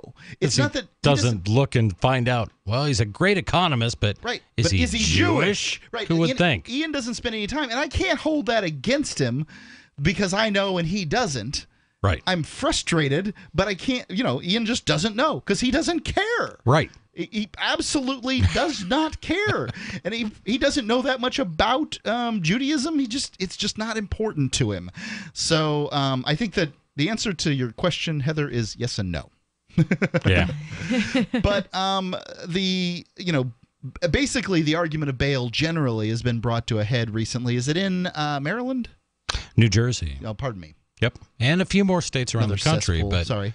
That's all right. But this story, it's a New York Times story talking about New Jersey's attempt to modernize their cash bail process. So less than a year after New Jersey established a sweeping new law that all but eliminated cash bail. So let's talk about that phrase a little bit. There's basically two types of bail. You have personal recognizance, which says, I swear that I will return for my trial date, and I will be there under penalty of law. And if you don't show up, you're going to get arrested and thrown in the jail for violating your bail. And there's cash bail. And cash bail is not something that's been around for hundreds or thousands of years. It's kind of a new invention. It says, well, just give us a bunch of money, and that way we make sure you'll come back. Right, and you will get, if you've got a bail of $100,000, and you're probably going to show your butt up because, in all likelihood, you didn't have $100,000 to put up. Right. So your parents put up their house and $10,000 to get you $100,000 so that you'd have a chance at defending yourself, because you need that. People. The difference between getting out and being found not guilty and staying in and found not guilty is significantly different. Yeah. The prosecutors play a different game also when it comes to giving you a plea bargain when you're out versus when you're in, and everybody understands this. So if it's worth a lower sentence, then your parents will probably put up the money. Usually, people who are putting up bond tend to be younger, because people who get arrested are younger. Yeah. In the case of Cantwell, I could recommend a system that would solve this problem right away. Besides punishing somebody before a trial, which is what this is about. Sure. But if Cantwell put up $2,500 and then didn't show up for his trial, and the $2,500 was given to whomever it was that they claimed was the victim of this crime. Right. Problem solved. Sort of solves it by itself, right? $2,500 for getting sprayed in the face with pepper spray? Bring it on. I'm game. Do you got Right. any with you? I got some. Right. You can spray me after the show for $2,500. For $2,500. I'm so glad I didn't get maced on Saturday. Right, but would you do it for $2,500? Probably. Oh, I would. It'd mess up your, No, it'd I mess would up your cute definitely- makeup. No, I would definitely do it. It's not a fun day. There It's you not a go. fun day, but hey, everybody's got their price, right? Well, but I think that $2,500 is a pretty reasonable price. I don't think Bill Gates will do it because $2,500 isn't meaningful to him. That's light a cigar off of that. If he could have every kid in Uganda vaccinated, he'd do it. Right. You know. Right. So everybody does have their price, but this is the point I'm trying to make: is that Cantwell's bail is artificially harsh, and the judge who gave it is supposed to be a non-biased, fair individual who has acted in a biased and unfair fashion, and those people, I think, should be charged. I think that it's a crime against the American people for doing stuff like that. Go ahead, Chris. Yeah, and back to the story. Again, New Jersey passed a very sweeping law that basically says the government has to prove that you are absolutely a flight risk or a threat to public safety. And if you're not, then they have to let you go free until your trial. That's what it's supposed to be about. Seems to me a reasonable thing to think. The number's 855-450-3733. It's 855-450-FREE. Do you feel like I'm defending Cantwell too much? The guy I fired? Or, well, had suspended. Free Talk Live. Have you ever thought you'd like to flip houses but didn't know how or where to get the money? Are you ready to be your own boss so you can start living the good life? Hi, I'm Preston Ely. I used to be so broke. I had my electricity turned off 9 times, but I figured out a way to quit my job and find financial freedom in real estate. For a limited time, I want to send you a free copy of my smash hit selling book, How to Get Rich in Real Estate. It shows you how to copy exactly what I did so you can make money from the comfort of your own home without even doing any manual labor. I've already given away 5,000 books and they're going fast. To get one before they're gone, call 1-800-958-9256. Listen, if you're sick and tired of stressing about money, this book could change your life. It's short, fun to read, easy to understand, and awesome. To find out how to get your free book while supplies last, call 1-800-958-9256. Call 1-800-958-9256. 1-800-958-9256. Kiyosaki, Rogers, and Schiff all concur there's an economic calamity that'll be facing this country. My question to you is, do you know when, and are you prepared? Most people don't, but my friends over at Republic Monetary Exchange have been leading experts in precious metals to help you offset the coming economic collapse. Right now, for a limited time, they have a free book called The 10 Reasons You Should Own Gold. You simply need to give them a call at 888-772-2929 to get that in your hands. Do not allow the insiders to do what they did to you in 2008, putting your IRAs, 401ks, and savings in jeopardy. You need this book, and you need it now. The 10 Reasons You Should Own Gold. Call 888-772-2929. That's 888-772-2929. There's a reason that the largest investment banking company in the world, JP Morgan, just purchased another 50 million ounces of silver. This free book will explain it. 888-772-2929. So the protection of life, liberty, and property is what the Free State Project is all about. But it's an effort to move 20,000 people who understand. It's about demonstrating to the entire country that, yeah, we can have a free market, a truly free market. Making it just a freer, great place to live. It's the world's largest voluntarist libertarian community, and it's only getting bigger. That's amazing, to be able to move to a place where other people passionately believe in being free and independent. What the Free State Project is managing to do, though, is to put their money where their mouth is. It's physically getting up across the country and saying, let's go someplace and let's demonstrate the power of these ideas. There's a lot of kind of philosophy that surrounds liberty. There's a lot of thinking about it and talking about it. But here in New Hampshire, people are doing it.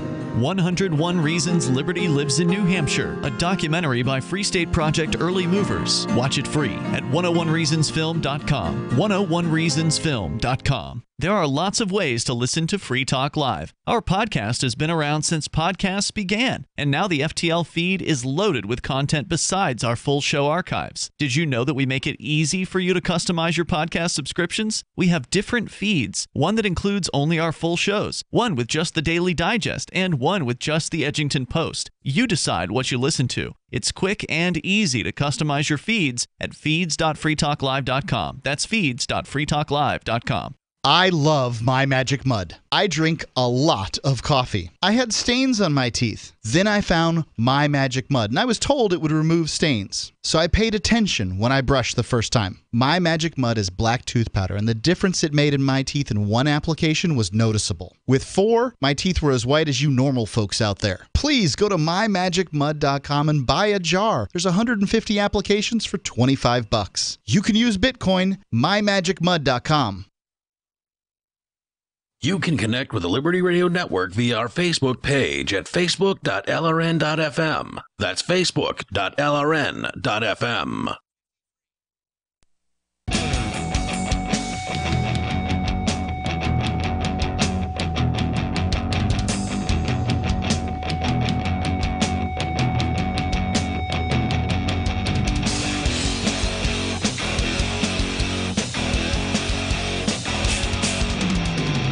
Talk Live. It's Mark with you. And Heather. And Chris. We're talking about bail and, frankly, how bail has become outrageously high in the United States and how difficult it is to mount a defense from inside of a jail. And not only that, but how it is not always applied equally. And I think that's a lot of the criticism of the bail process is that if you look statistically, it does seem to punish minorities and people of color more so than it does people that may not be people of color. I've always been one of those, like, I always get flack if I bring it up. Most laws generally target, like, the lower socioeconomic status, right? It's all about class. It's about class more so. And, like, if Sure. I had to make a guess, I'd say it's more about class than it is about race. And it I'd just have to so see the happens. numbers. Yeah, I mean, I used think to that's- live in an apartment complex where I literally was the minority. I mean, all my neighbors, like, Sure. it was a lower income community. I was a single mom going to college full time. So I was literally the minority there. Police were always patrolling. You know what I mean? Like, I'm sure my car was watched just because I lived in that complex. Right. You know what I mean? It had nothing to do with anybody's skin color. It's just that we all lived in this poorer community, so we're generally going to be the ones that, are going to get picked up for these crimes. Right. You're not going to get the people living in $50,000 condos or fancy places like that. Like, the cops aren't patrolling their parking lots. They're not looking for people there, breaking the law. They're looking in lower income communities, and that's generally, you see a higher minority higher rates of minorities in these areas, so then they tend to be arrested in higher quantities. Mm-hmm. Do you know what I mean? And so I think that it's a cycle. I couldn't say. I'd have to see the numbers based on class and race, because certainly, when you're dealing with race, you're dealing with socioeconomic issues, and I don't have the answers to that. But yes, the results are that people of different ethnicities are have to deal with bail conditions more often. Have you ever been on bail? If we can, yes. If we can, I have been out on bail for close to a year. But if we can deal with the issues of bail, then you're dealing with issues of class and race. So Yeah. I think that's it's a place to look. Frankly, for me, what it is it's government overreach.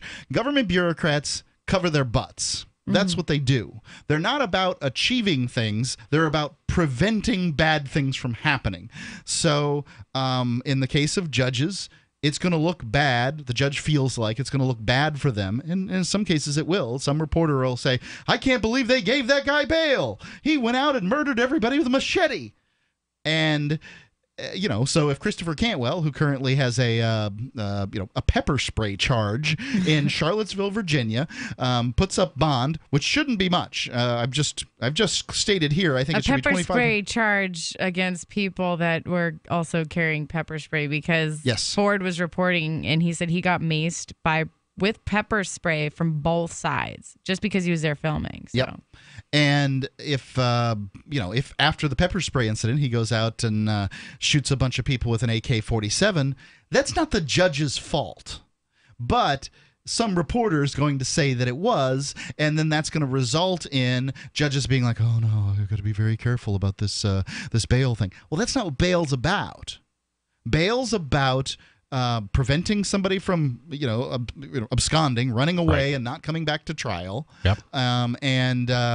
Somebody who may be a danger to the public generally. And that's what a separate dangerousness hearing is for, though, right? It's not a bail hearing; it's a dangerousness hearing. Well, anymore, it's a they way. Combine the two of them. Yeah, but the fact of the matter is, whether you call it class or race, and class closely follows race in a lot of communities, those people are going to be the hardest hit with a $100,000 bail or whatever it is, because they are going to be less likely to have the means to post bail, which just means they go to jail for that much longer and sit there until somebody decides to try them. Well, then they get taxpayer money, so it's like, you put people in jail, now you got filling up jail cells, so you get to meet those quotas. Yeah, and we're spending more keeping them there. I think it's a shame. But I'm going to hop back into this story real quick. So again, New Jersey changes their laws.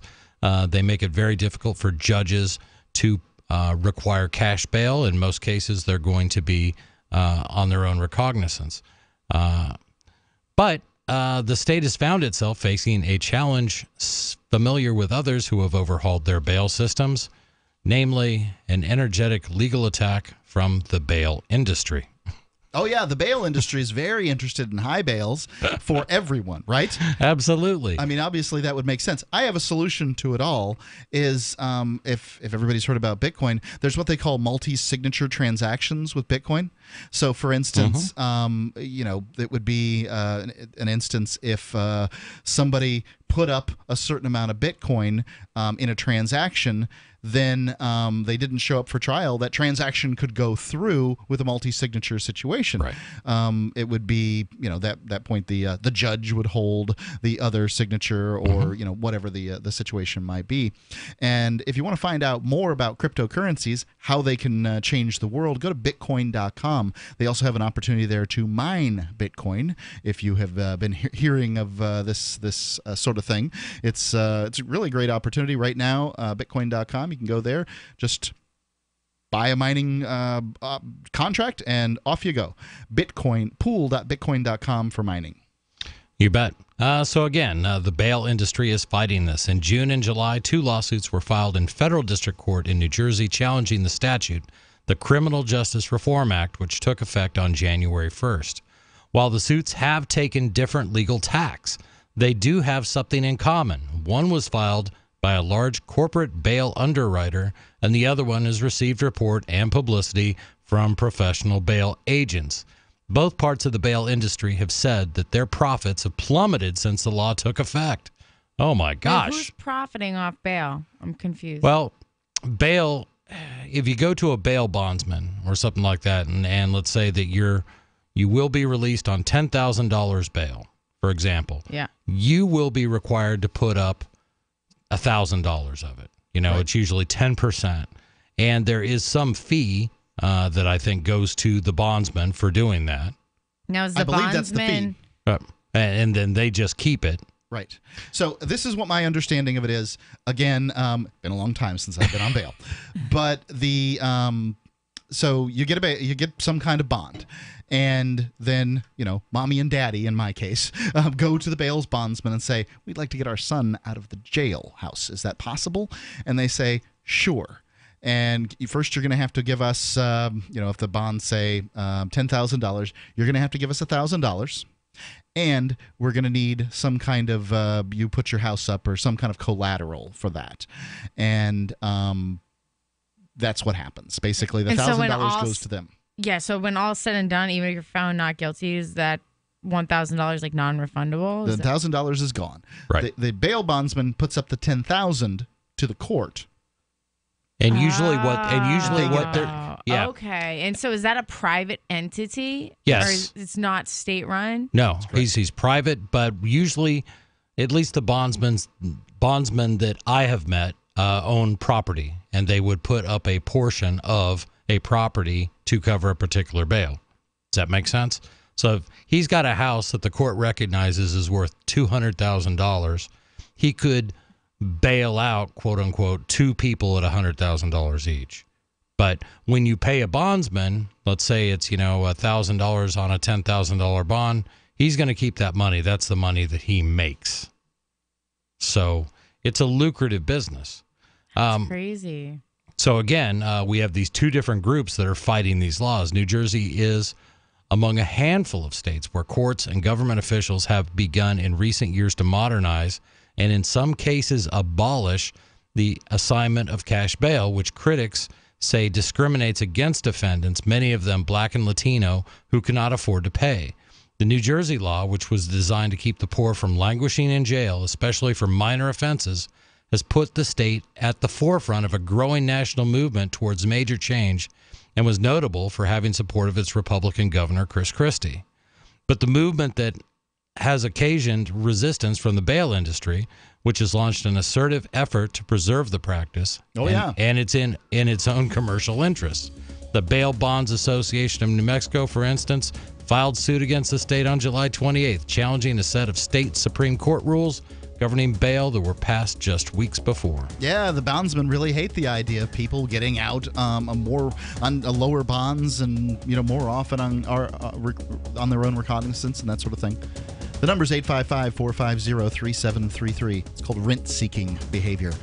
855-450 free. Have you ever thought about mining Bitcoin? Did the costs, constant equipment upgrades, and maintenance scare you off? Do you want to make Bitcoin every day in the same mining pool that Ian and I do? Pool.bitcoin.com. There's a 100% uptime guarantee. The website's easy to use, and you can calculate what you're going to make right there on the website at pool.bitcoin.com. Help steer Bitcoin towards the liberating currency that Satoshi Nakamoto meant it to be. I'm not just making money at pool.bitcoin.com. I'm doing activism while I sleep. Pool.bitcoin.com. Do you want to help build a better financial system for everyone? Join Dash. Dash is Digital Cash, a digital money platform designed to replace cash and help people manage their own wealth. It's fast and easy, fees are low, and transactions are confirmed instantly. Dash is decentralized, run by users who earn rewards for helping run the network and make governance decisions. Dash is set up to succeed where other platforms have failed. Give it a try at dash.org. Help people take control over their financial future today. Find out more at dash.org.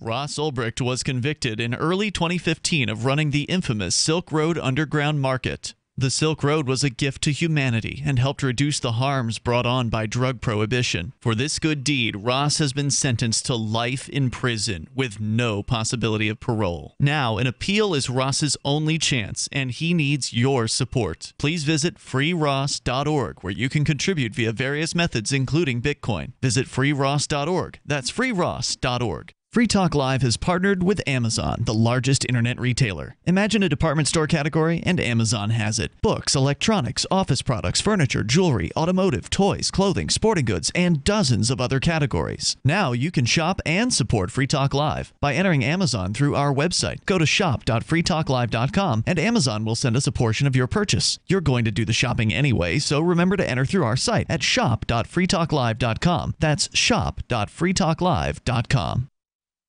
You're listening to the live edition of Free Talk Live. Hour number 3 is next after the news here on the Liberty Radio Network at LRN.FM. From Keene in the Shire, the Liberty Media capital of the world, this is Daryl W. Perry, host of FPP Radio News for Thursday, August 24th, 2017. Silver is trading at $16.99 per ounce. Gold is valued at $1,288 per ounce. Bitcoin is trading at 4 cents, and the average price of Bitcoin is $4,179. Antiwar.com reports Saudi warplanes attacked the Yemeni capital of Sana'a, hitting a hotel in the northern Arab district. At least 60 people were killed and over a dozen wounded in the attack. The hotel collapsed more or less entirely, and aid workers are still recovering bodies from the site. The attack appears to have been deliberate, with officials saying it was against a legitimate military target requested by the Saudi-backed southern Yemeni government, and that the Shiite renegades were present in the hotel, the apparent target. It being a hotel in a major city, however, there were obviously many civilians within also killed. This is the deadliest single attack so far in 2017. It is not the deadliest attack of the war, however, which was an October incident in which the Saudis bombed a funeral procession, killing at least 140 people. The Saudis have been under growing criticism for the huge civilian death toll their air war has caused. The number of airstrikes have been on the rise through 2016, and the civilian death toll resulting from them has already surpassed the whole toll of 2016. In 1999, Darrell W. Perry began a search for traditional values, which led him down a path to the ideas of liberty. He tells the story in A Rebel's Journey, My Path to Liberty. Ask for A Rebel's Journey wherever books are sold, or visit arebelsjourney.com.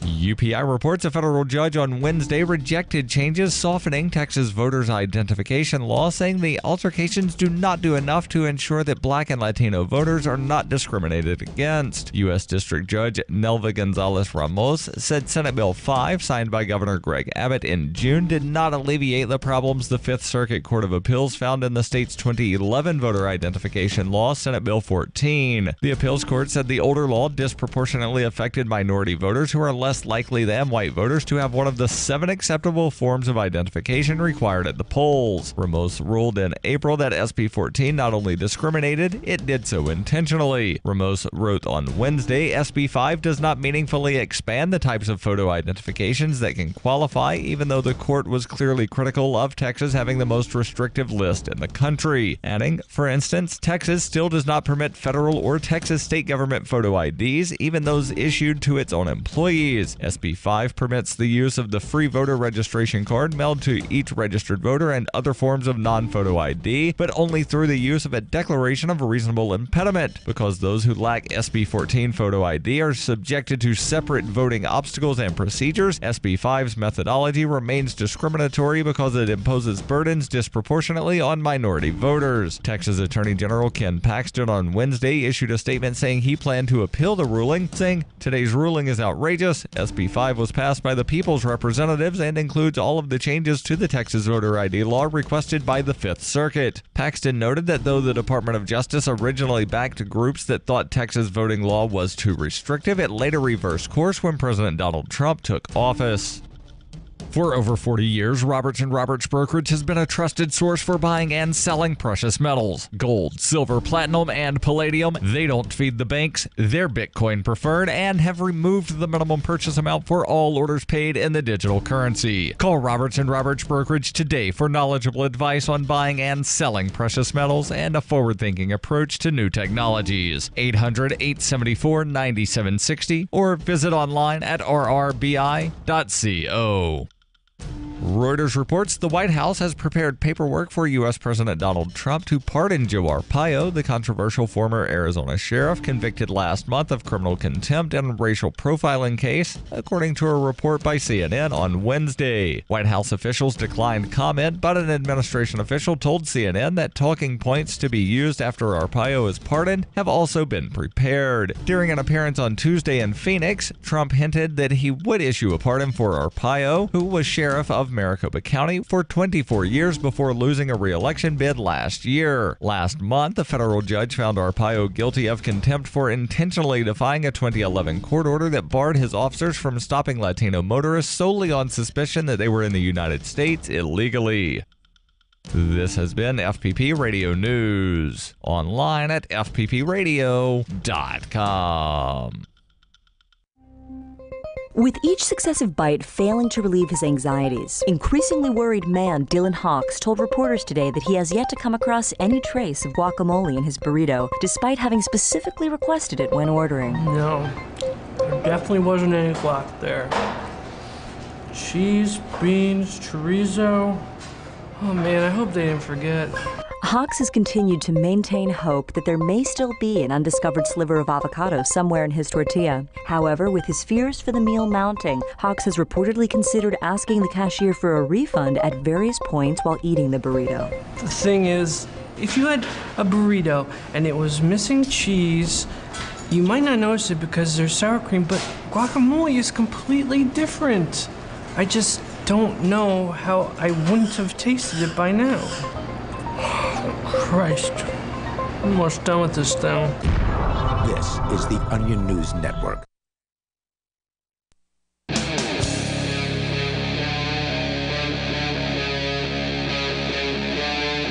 Free Talk Live.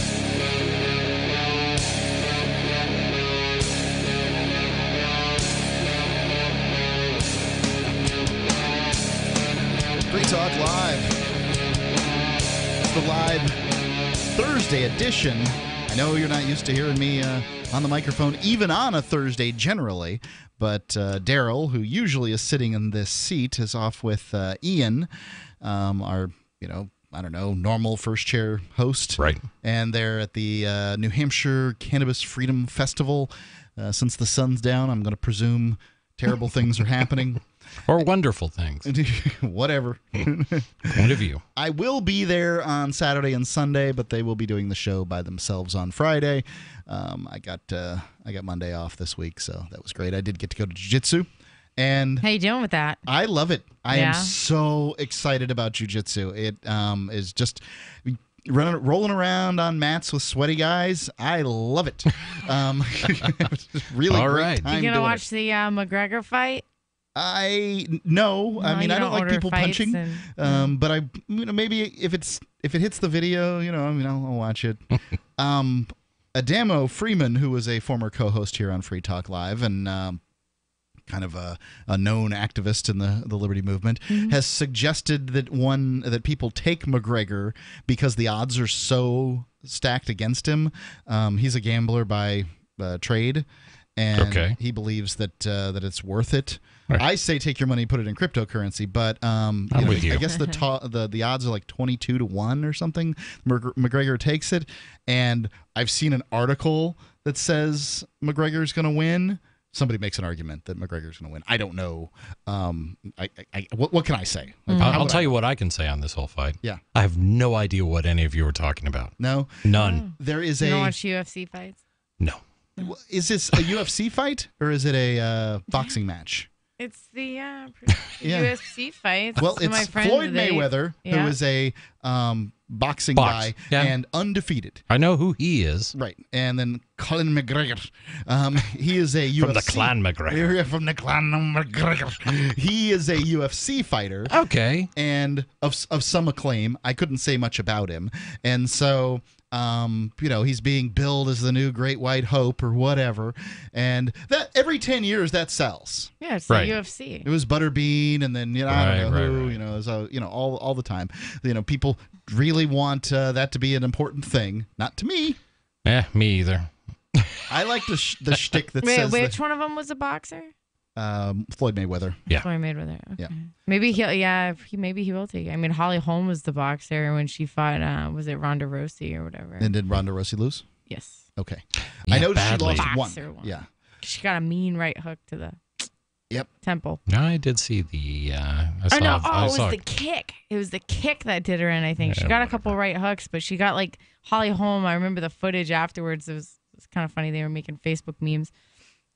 She got this crazy like flip kick, right to the side of Ronda's head, and it's like, oof, man. Well, dangerous when stuff. they started UFC, and the Gracie guy was in there, Hoist Gracie, he would win all the time because nobody had seen anything like jiu-jitsu. They didn't understand what it was. Mm-hmm. Right. And if you can get your arms up to protect your head and get in close enough, then jiu-jitsu starts, and in all likelihood everybody loses because some part's going to break pretty quickly. Jiu-jitsu is like that, kind of like that stealthy. It's almost like snake-like, right? Like where you're like stealthily, like you get close to somebody, and then like within a couple movements you can just have somebody like wrapped up in your clutch. If the less they know, the better. Yeah. Right, about jiu-jitsu.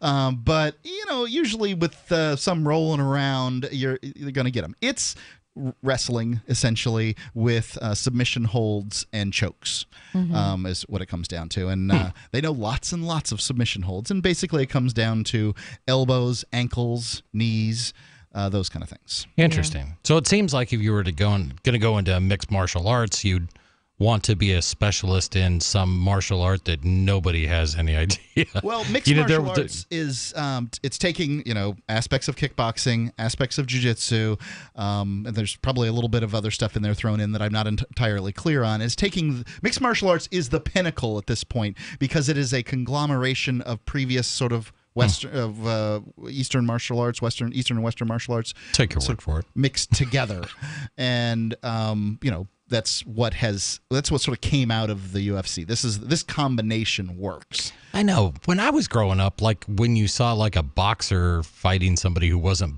a boxer, was usually a professional wrestler, and it was just there for the show. It was just a big joke, and suddenly all this stuff is serious, and people are putting big money on it. The one thing, so we have people have called in. They convinced me early on. I was, trained in boxing at one point, and I like boxing because there's not a lot of blood generally. And UFC, in mixed martial arts, tends to be quite a bit more, and I don't like the gruesomeness of it.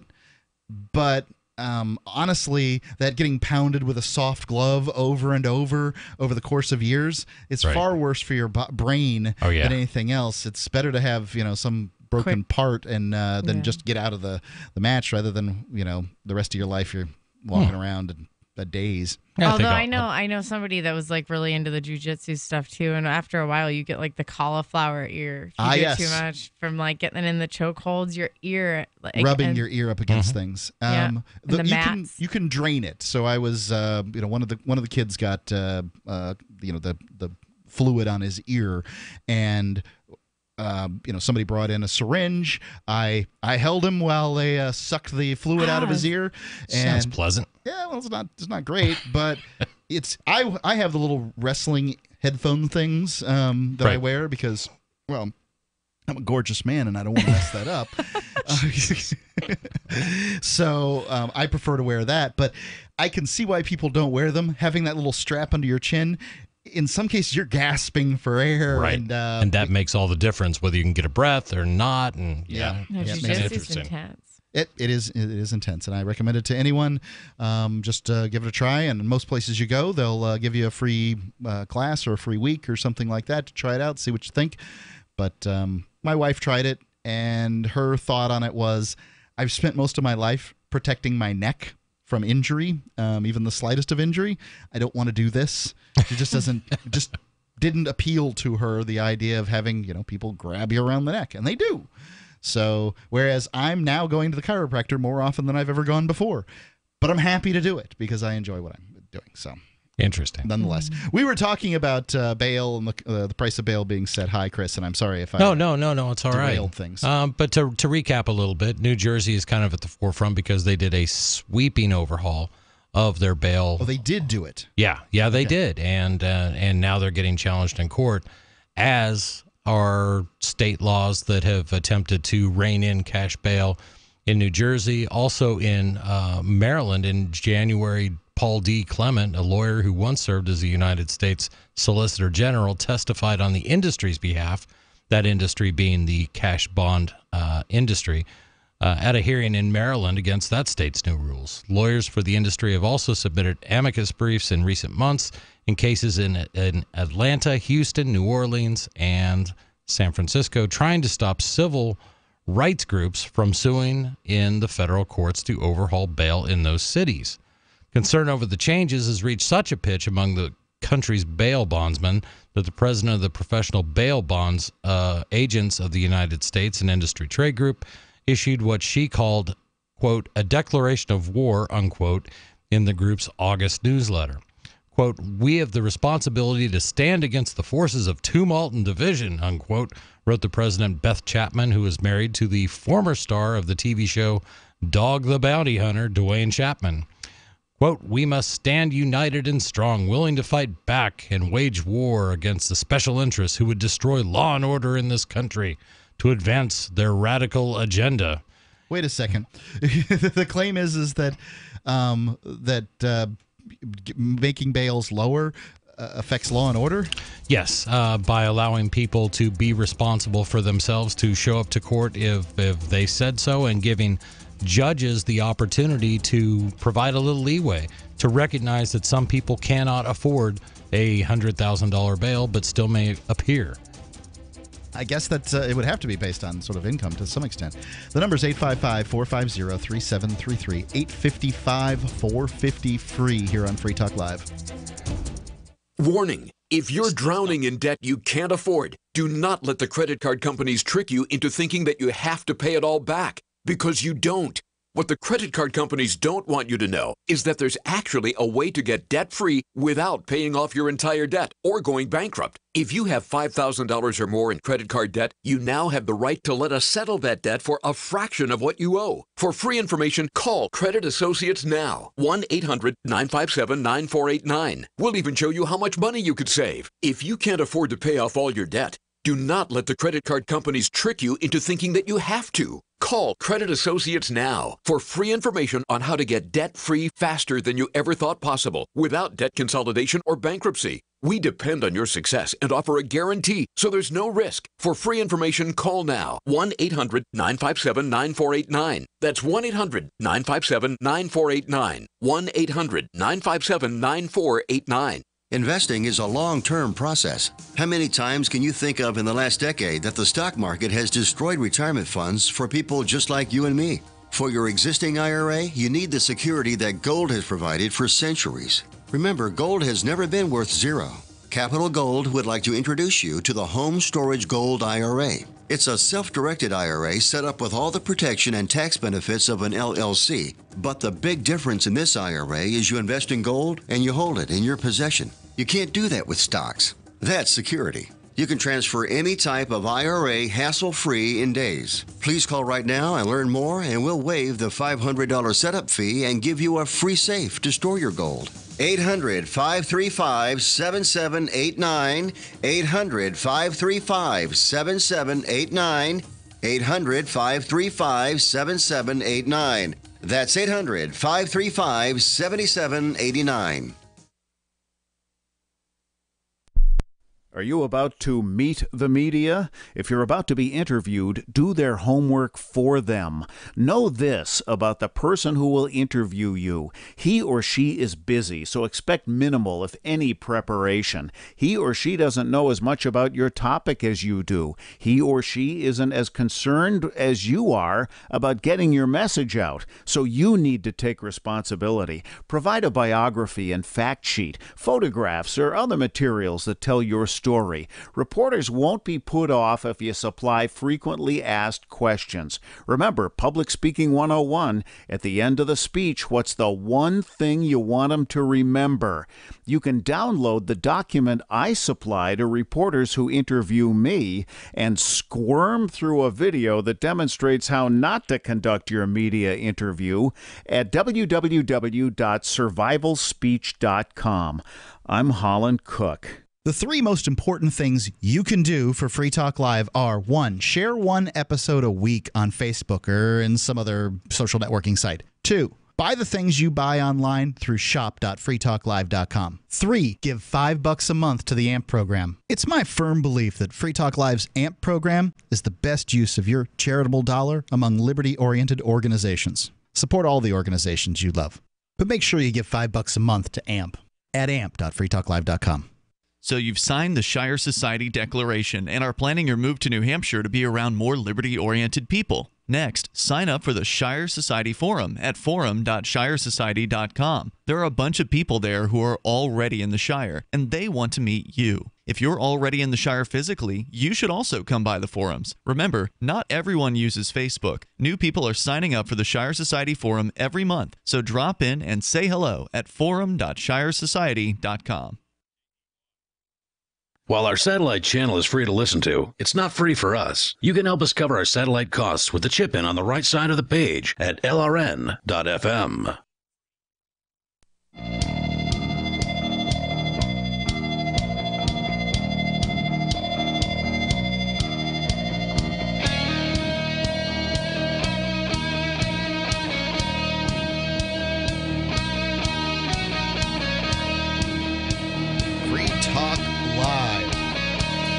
We've been covering some pretty serious subjects here on Free Talk Live. We were talking about the free speech rally in Boston, and we also talked about how ridiculous the bail system has gotten here in the United States. So if you want to call in on those subjects, you're certainly welcome to, or any other. The number's 855-450-3733. It's 855-450-FREE, and our username on Skype is lrn.fm. I got a bit more lighthearted one, but I think it's still important. It's here from intellectualtakeout.org. Good grammar and text messages might make you look like a jerk. Oh no! And I'm. This is a subject that's important to me. So now, are grammar Nazis alt-right? That's right. We can't say that word anymore. They are, but it's spelled W-R-I-T-E. Okay, I'm with you. Do you want to help build a better financial system for everyone? Join Dash. Dash is digital cash, a digital money platform designed to replace cash and help people manage their own wealth. It's fast, private, and easy. Fees are low, and transactions are fast, and can even be confirmed instantly. You can pay anyone, anywhere in the world, anytime for just pennies on the dollar. Dash is decentralized, run by users who earn rewards for helping run the network and make governance decisions. Anyone can invest in Dash and earn rewards for helping run the Dash network. Join Dash, help create a better financial system for everyone. Because I really do think that Dash has some upgrades over Bitcoin. We'll see whether or not that makes a difference as far as the market goes. But you can take back control over your financial future today. Dash had a really good week. Find out more at dash.org. There's a lot of momentum behind Dash right now. Go to dash.org and find out why. So I got to say, we accept cryptocurrencies in our shop. I run a small shop here in Keene, New Hampshire, and Bitcoin is the number one cryptocurrency used to purchase local goods from us. Dash has become number 2, and in some weeks surpasses Bitcoin. So it's interesting that it's kind of up and coming. It's because the transaction fees on Bitcoin, right now they're back up, and it's as much as $4 a transaction. Yep. I've got a transaction that's been hanging out for 3 days on the in the mempool, and it isn't going to go anywhere. Yep. I've just got to wait till it finally bounces back at some point. Yep. And we were talking earlier. I used to pay out some of our vendors who preferred Bitcoin over getting a check in the mail, and they're at the point. I'm at the point right now that I can no longer really afford to pay them if they have a $25 check coming and I'm going to pay $4 as opposed to putting a stamp on an envelope. So for those, got time for that. Yeah. But fortunately, there's something like Dash or Ethereum or other cryptocurrencies that I can pay them with. So it's kind of cool. All right, so good grammar and text messages might make you look like a jerk from Intellectual Takeout. Lauren Collister writes, research shows that people have grown accustomed to informal, sloppy text messaging, and this will this erode our writing skills? So when I send text messages, I write everything out. I prefer my messaging systems to be something I can use on my laptop because I sit in front of a laptop for a good a computer for a good portion of the day. So I like to be able to, type it out if I can. But even if I'm going to swipe, I may drop words. I may sort of a telegram speak, if that makes sense. Sure. Yeah, absolutely. We'll be at 5. Stop. That kind of thing. You don't really put the stop in there. No, you don't put the stop in there. But I know what you mean. Yeah, right. I may drop words out, but I write those words out, when I do it. Completely. And sometimes I will actually write the numbers out too, because I don't want to switch keyboards over to the numbers and symbols section. But I don't use sort of the abbreviations that other people do. What's the really funny Facebook meme is what do the people who write yours and you are do with all their extra time? Exactly. I'm amused by that. I'm Makes sorry. Makes me feel superior in some manner. It just seems lazy to me. I'm sorry. I don't know how you get your swiping thing to do it. Lazy. You do it, Heather? I don't usually do the UR version of your, but like sometimes I'll just do YOUR, even if it's like YOU''RE. Okay. You know what I mean? Sometimes like my punctuation I get lazy with, so if I do like it's instead of putting the like apostrophe between the IT and S. I'll just write it all together. Right. So there are ways in which I get lazy, but I find that because of social media, because I used to be incredibly good at spelling back in, middle school, high school, and even like one spelling bees and stuff. And I feel like with social media, like when you're constantly presented with the incorrect spelling of things and you read it over and over and over and over, you're almost like cognitively rewriting it. Yep. And so like It's I'll go to reprogramming you. spell something that I've known how to spell and I start second guessing myself and I'm like, wait. And I'm like, I used to be so good at spelling, but now I'm like, I've seen incorrect usage so many much. times that. Well, I have one thing going for me, and that's my good friend Laura, who was my English teacher in high school. She reads every post I put up there. At least she reads every post where there is a grammatical error. Yeah. She goes through the red pen. And, yeah, it's pretty much. I see her name pop up. I'm like, oh, what I'm damn hearing it, here what is did I that, spell here? Chris, you and I might be jerks. Other, not so much. Right. But I think the other thing to keep in mind, and this is the part that I sort of fight, is that languages are fluid. The way we spell lots of words today were not the way they were spelled 100 years ago. So, I try. It needs a complete rewrite, and this is the reason that people created Esperanto, right? Right. Was because there was going to be an international language. There's going to be an international language. There is an international language. Yeah, the Urban Dictionary. Mandarin Chinese. No, it's English. Well, you want to talk about the most people that use it? Yeah, that's true, but use it as a primary language. I believe more people speak English than speak Mandarin Chinese. Please look that up. I am. Have you guys heard of like the Urban Dictionary? Oh, yes. Slang words and stuff. Yep, there's plenty of that. So I want to go on here with the article. Let me know what you find out, Chris. When it comes to texting, the period, full stop, point, whatever you call it, has been getting a lot of attention. People have begun noticing slight changes in the way our smallest punctuation mark is deployed. From declaration that it's going out of style to claims that it's becoming angry. Well, they're actually noticing as written language becoming more flexible, with texting possessing its own set of stylistic norms, sometimes informally called text-speak or text-ease. I'm pretty sure calling it text-ease is racist. The period is merely one example of this shift. A change that has opened up new possibilities for communicating with written language. Just as we have different styles of speaking in different situations, so do we have context-dependent styles of writing. So, for instance, what'd you find out, Chris? Well, no, I was sort of right, but I'm sort of surprised also. According to Babel magazine, which is about language, Chinese is the #1 language. #2 is actually Spanish. English comes in at #3 and Hindi #4. But is that native speakers? That is people people that speak those languages, not just native speakers. Okay. Yeah. Yeah, I would. So what I would say is that you can get farther with English if that makes sense. Unless you live in the middle of China. Yeah, in the middle of China. That's the number 855-450-3733.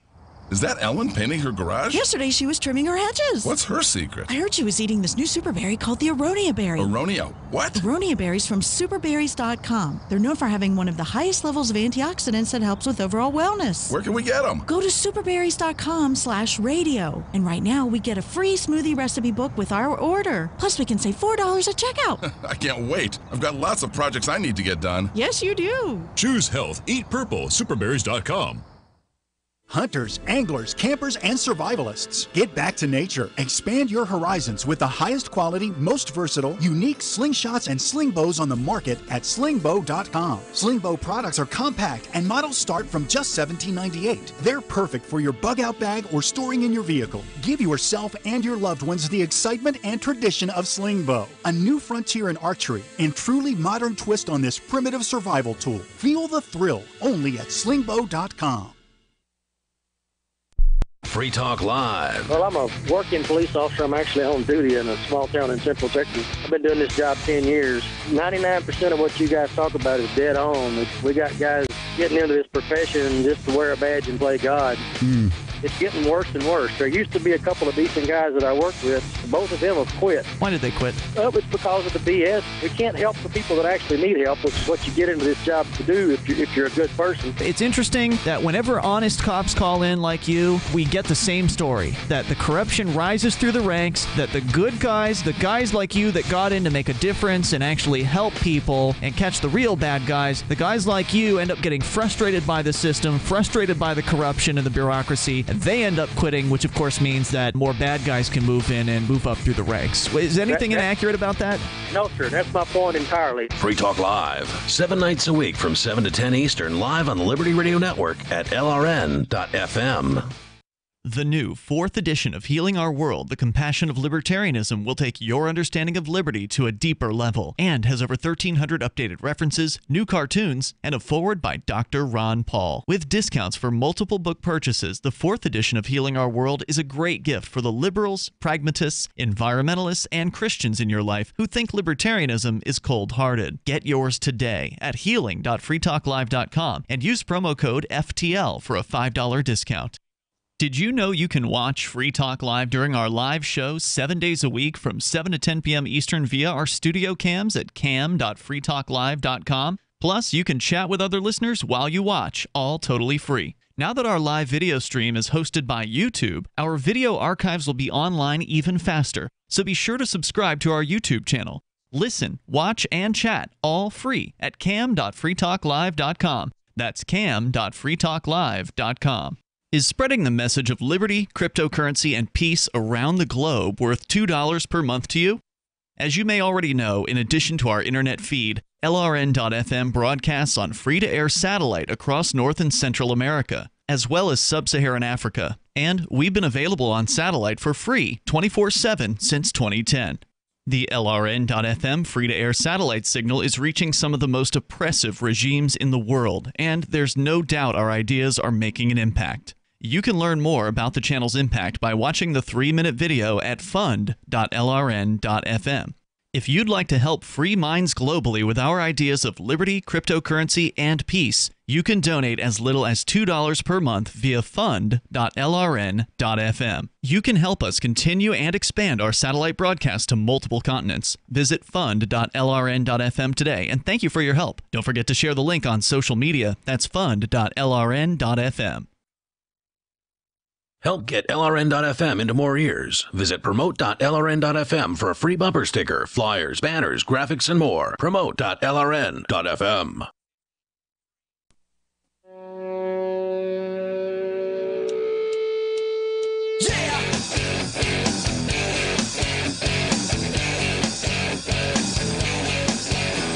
Free Talk Live. You can call in. We're talking about text messaging and the way that people write now when they communicate online. We got sort of sidetracked on what the international language is, and apparently the internet doesn't have a good, firm take on what the second, third, and fourth most spoken languages are. I do like this second one I came up with. I'll keep finding other ones, but Ethnologue still lists Mandarin Chinese as number one, but it breaks it down into like where it's the primary and whether it's a secondary language. And by that ranking, it goes Mandarin Chinese, then in English, and then Hindustani, then Spanish. How many English speakers of people who can get by in English? Well, if you go by this, 1.09 billion people for Mandarin Chinese and 983 million for English. So that's not a big difference. It's a billion and change versus just a hair under a billion. So it's interesting. The internet has allowed an incredible amount of innovation in clothing and backpacks. You can see all kinds of ads for new or imagined products that propose to solve different problems, some minor, some life-saving, but do they stop bullets? I recently got a vest from bulletblocker.com. This is a company founded by a former Army Ranger and a firearms instructor. That's two different people. With the goal of making backpacks for kids to protect them in case of a school shooting. Now, they have a huge selection of clothing, backpacks, briefcases that could potentially save your life. The products are attractive, well made, right here in the U.S. You got to have an ice jacket, so you might as well have one that stops bullets. Now, Chris, this is the how do you say it? 3A or IIIA? 3A level. So that's going to protect against most handgun rounds, right? That's crazy. This was literally like my idea after Sandy Hook. I remember telling my mom, I'm like, why don't they just have like a little tiny sliver of some bulletproof thing going in a backpack, and then the kids use the backpacks as a shield. It's a little more complicated, but that's basically what this company's done. It's kind of a cool idea. Yep. And the stuff that goes into these is the lightest and most flexible and thinnest ballistic material available on today's market. And it's airport security friendly, so you don't have to worry about that. The products are attractive and well made right here in the U.S. You got to have a nice jacket. You might as well have one that stops bullets. Get something for the whole family. This isn't the kind of thing that you get a second chance at. BulletBlocker.com. If the lives in your family are priceless, protect them at BulletBlocker.com. Going on with our article. Well, let me get the phones here. We got Sarah in New Mexico calling in, and I'm sure this is important. Sarah, you're on Free Talk Live. Hey, Sarah.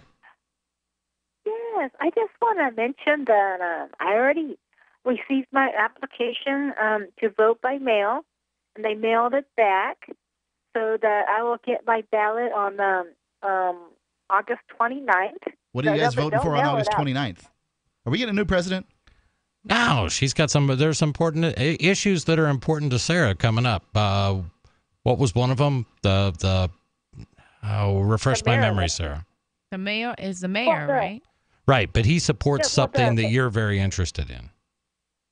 Well, you know what? We don't know. I think our mayor, none of the candidates want to support the red light cameras. That's for sure. That's what it was. That's what I was thinking of. Well, you know what? They know that if they support the red light cameras, nobody's gonna vote for them. They're gonna lose automatically. So all they're talking about is crime. The 5 robberies per day. We have 27 cars stolen. So that's going to be the priority. But if they mention red light cameras, they're going to get bombed. And so that's the way it is. That's the divisive issue in this year's mayoral candidates. I know that New Mexico is on the leading edge when it comes to vote by mail. Why do you think that is, Sarah? Is it? You know what? I have a feeling that we have a lot of disabled people, also a lot of retirees that live here, the elderly people, and it's so much easier to have the mail come to your house and mail it out.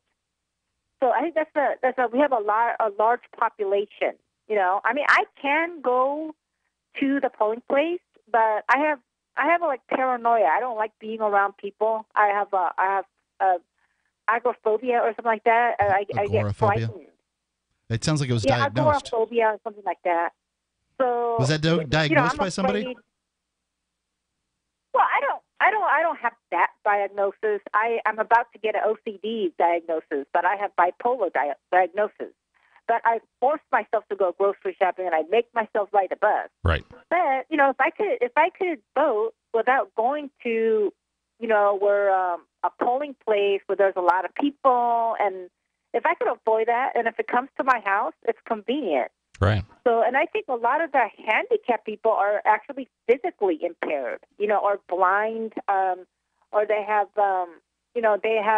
like a big production. They have to call the superior transportation to transport transport them in a wheelchair. It's a big deal if you have a physical impairment. Sure. To go to the polling place. I for one, I love hearing stuff like this. I think everybody ought to, whether it makes a difference or not. And I think in some elections it just doesn't matter. You can pick tyrant number 1 or tyrant number 2, big deal. But I think everybody should have a voice, and I think things like this are great. Mm-hmm. One of the things that makes me think of, Sarah, was one time I was at a Liberty, it was called the Liberty Forum, and it was in Nashua, New Hampshire. Between speaking gigs, because I was doing some emceeing there, I had the opportunity to get in their hot tub. They had a hot tub and a sauna, and I wanted to make use of both of those. Call it the executive workout. And somehow I ended up in the hot tub with an older lady who, I'm not sure, she was from New Hampshire, and I'm not sure exactly what she was doing in that hotel at that time. But she apparently sitting in the hot tub, same as you. Right. But, I'm not sure what event or why she was in Nashua, but she worked at the House for the Mentally Disabled. Okay. And she said to me that she made sure that every one of those people got in and voted, that they got in the van and they went to vote every single time they could vote, and she encouraged them every time to vote Democrat.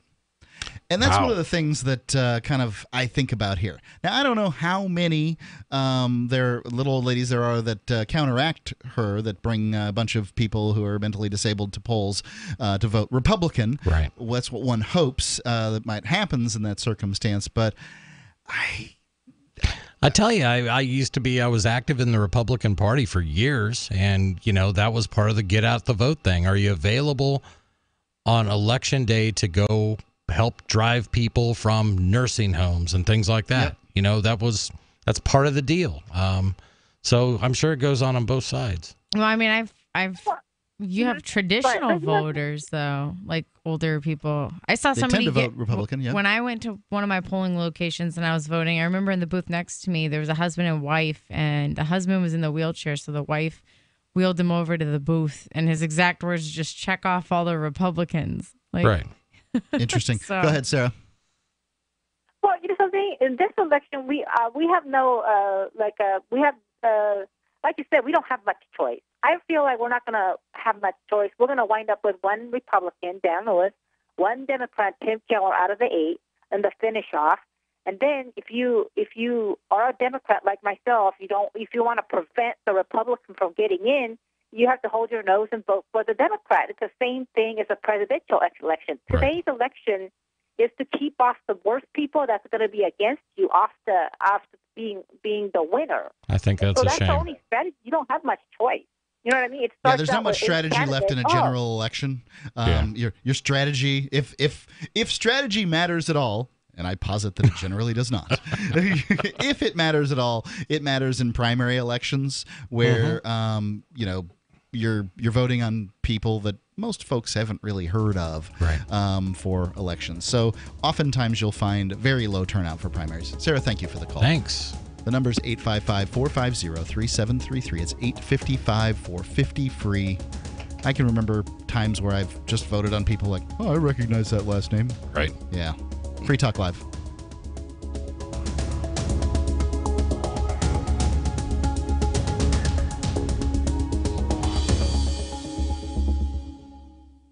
For P150, P150GA, P150NY, P150OK, P150TN, C250A, C250E, C250Q. Not available in all states. If New York or Colorado, call for a similar offer. What's the scariest thing about going to the dentist? Opening your mouth or opening your wallet? Because just a simple cleaning can cost $100, and things like root canals can cost you hundreds more. If you don't have dental insurance to help, call Physicians Mutual Insurance Company, 1-800-972-1059.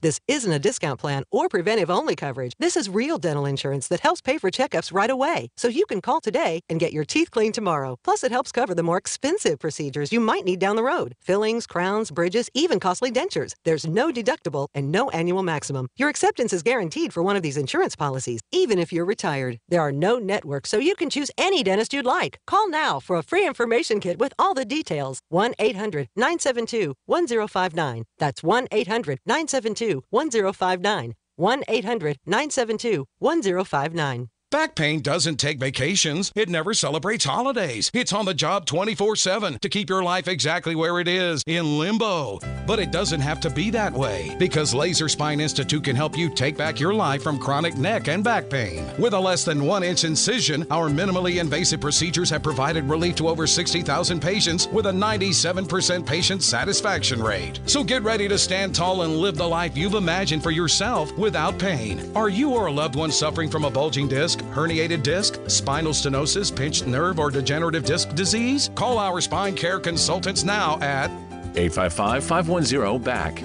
For a no-cost MRI review and to learn more. It's time to say goodbye to chronic neck and back pain.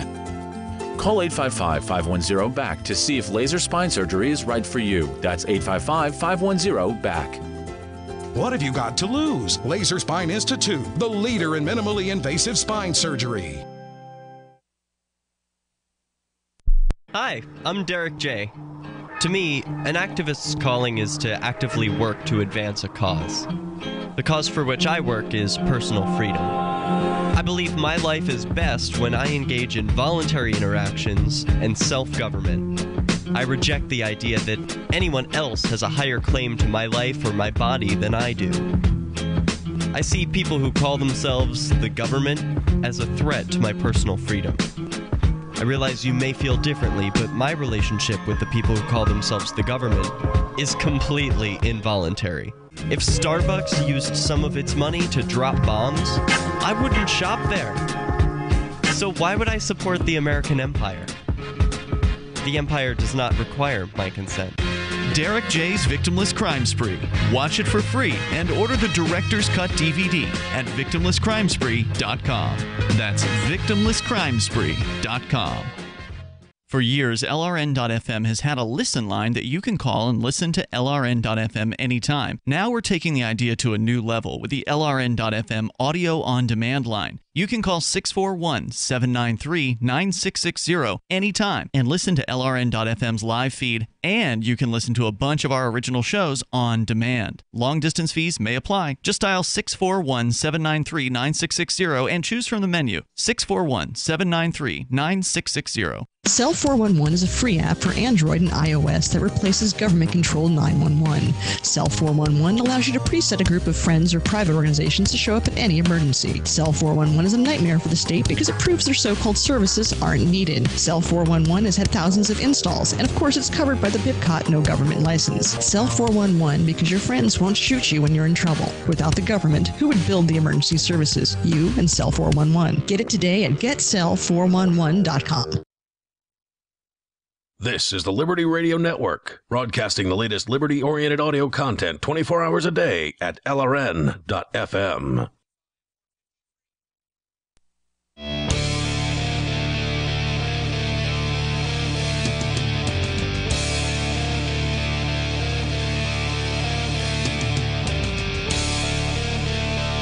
We are back here on Free Talk Live. It's the final segment, the final hour, this Thursday edition of Free Talk Live with Mark, Heather, and Chris. And we might be able to squeeze you in if you call in. The number is 855-450-3733. It's 855-450-FREE. Before I go back to the article here about how apparently good grammar and the use of punctuation is becoming unacceptable, I want to tell you real quick about the AMP program. The Amplifier program is so many of the radio shows out there have a program where you send them money, they give you perks and that sort of thing. And we certainly do that here on Free Talk Live. The difference is that we don't take the AMP money as paychecks or add it to general revenue or anything like that. We use it simply to advertise, market, and promote Free Talk Live. And by Free Talk Live, I mean the message of liberty. If you want to have a radio program on radio stations across the country preaching the ideas of liberty, then the best thing for you to do is join the AMP program. Your $5 a month will be used to advertise, market, and promote Free Talk Live, and we will use it to get on more radio stations, get more podcast downloads, all the things that you want us to do because, well, these ideas are infectious, and if they're repeated over and over again to people, they work. Please go to amp.freetalklive.com and support what we believe in, which is spreading the ideas of liberty. So I guess they're claiming here in this article from intellectualtakeout.org that the period is becoming sort of a symbol of nastiness. I mean, I can see that, because sometimes when you use like other punctuation, like exclamation points, you're excited or whatever. Maybe a few. What?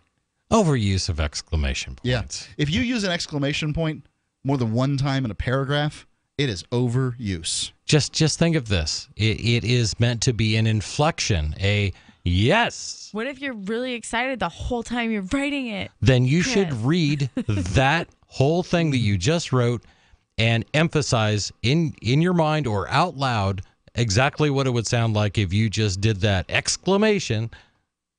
The best thing to do is to modify your word choice. Instead of very, use emphatic or whatever. Right. You use a better word choice in order to get the message across. I do understand why people use it. It's not like I look at my text and what I get from somebody that has 5 exclamation points after they they say, "Oh, I'm sorry for missing that appointment." Exclamation point. I don't look at them and say, "What a jerk." I just say, I know what you mean. Right, that's it. That's it. Yeah, I either got it or I didn't. Okay, I get it. Yeah. And you're excited about it. Okay. No, we also live in the age of emojis. You know, where you can do like little faces, so there's no confusion as to what your expression was. Sometimes I'm confused by emojis. Really? Yeah. Well, especially if it's like fine print on my phone and I can't tell if it's a smiley or a sideways line face. I mean, right. Again, we rely too much on these things. Right. I don't carry my reading glasses around with me, and you're not dealing with that on a regular basis, Heather. That's your problem. Yeah. Young whippersnappers, they don't have problems. Yeah. So I don't use emojis much, but I do often just put sort of smiley faces after my statements on, if I make a comment on Facebook. Usually I don't care very much about the statement I'm making, obviously enough to write it out, but not. Right. I'm not looking for a fight. But the things I say tend to sound like they're looking for a fight. So yeah, a winky may be sort of imply a little tongue-in-cheek when I said that. I used it today. Somebody said something to the effect of, "You shouldn't just read a title, a headline on an article, and then make an assumption." Well, I clicked through on their article, and this article was like 3 pages long, and the question I asked is, why the hell shouldn't I make a comment based on a line of text as a headline? If you're making a bad headline, then if your headline does not relate to the story, if I can't comment specifically on the headline, what's the problem? I mean, if I've written an article and I'm asking people's comments on my writing of the article, sure, you should read the whole article. But I'm not really that interested in the homework assignments that are given to me on people on Facebook. Yeah. You should read this. No, I shouldn't. Well, the other thing is in this clickbaity era we live in, headlines have become hugely misleading. Yeah, Sometimes they are. Yeah, I mean, in the Cantwell situation, they claimed that he had explosives because the charge that he was charged with was either detonating explosives or spraying aerosol pepper spray. Right. There was the same charge. Yeah. So, somebody decided to create some clickbait title. But what I find myself having to do is when I see a clickbaity sounding title, then I'm sucked into reading it, which is exactly what the editors that came up with that title wanted me to do. The nice thing about clickbait articles is they tend to be succinct. You got the article, zoop, there it is. Right. Yep, sure, there's an ad right in the middle of it for some strange fruit that helps you to lose weight miraculously, or grow boobs, or whatever heck it does. Or it'll be an ad for something that you just spoke out loud within the last 10 minutes. Yeah, like if you mentioned, I wanted to creepy. go visit Mexico. Oh, hey, look at this random ad in the middle of my clickbait that's for a trip to Mexico. Yep.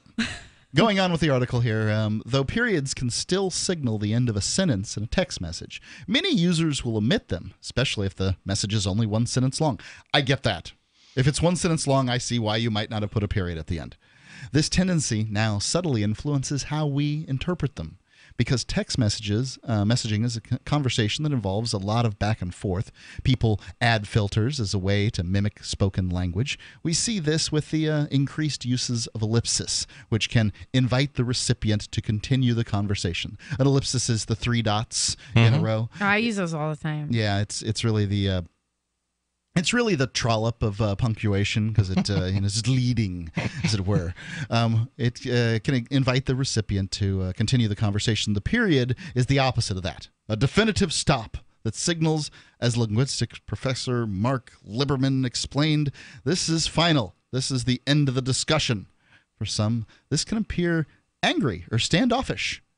Earlier this year, psychologist, tested how people perceived one-sentence text messages, 1-sentence text messages that use a period at the end of the sentence. Participants thought that these messages were more insincere than those that didn't have a period. But this is the problem with asking people questions. The world is full of idiots. They found that the use of the period didn't influence how messages were perceived. It said, but researchers then tested the same messages in handwritten notes, and they found that handwritten periods did not influence how the message was perceived. So a handwritten period is it's just fine. In a 2007 study by linguistics professor here, multi-sentence text messages often had punctuation to indicate where the sentences stopped, but only 29% of these texts had punctuation at the very end of the message. That's so funny. I'm like scrolling through all my texts right now, and nobody uses periods at the end of it. Yeah. This is so I weird. do. If I don't, I feel like I've left things unfinished. No, but I'm looking at so many different people. Like even my mom, right? Like she'll use it like in the middle of like the conversation, but the very last one, more often than not, people don't use. But I'm looking at mine, and I tend to use them. That's the phenomenon that they're talking about here, and I would say that I probably drop it too. I drop it a couple times. Because in many cases, so stylistically, for instance, Chris, if you were making a list that included sort of a list of sentences, sometimes people will punctuate those sentences and some won't. Does that make sense? Yes, I know what you mean. Yeah. Like or sort of like bulleted items. Right. Bullet right. points. Yeah. If those bullet points are sentences, some people will use them and some people won't, and some people will use them some of the time. Right. And this is kind of how I view a period in those circumstances. If it's at the end of the sentence, if I didn't even think about it, I just didn't think about it. It just didn't go in. I'm sure if you look through my text messages,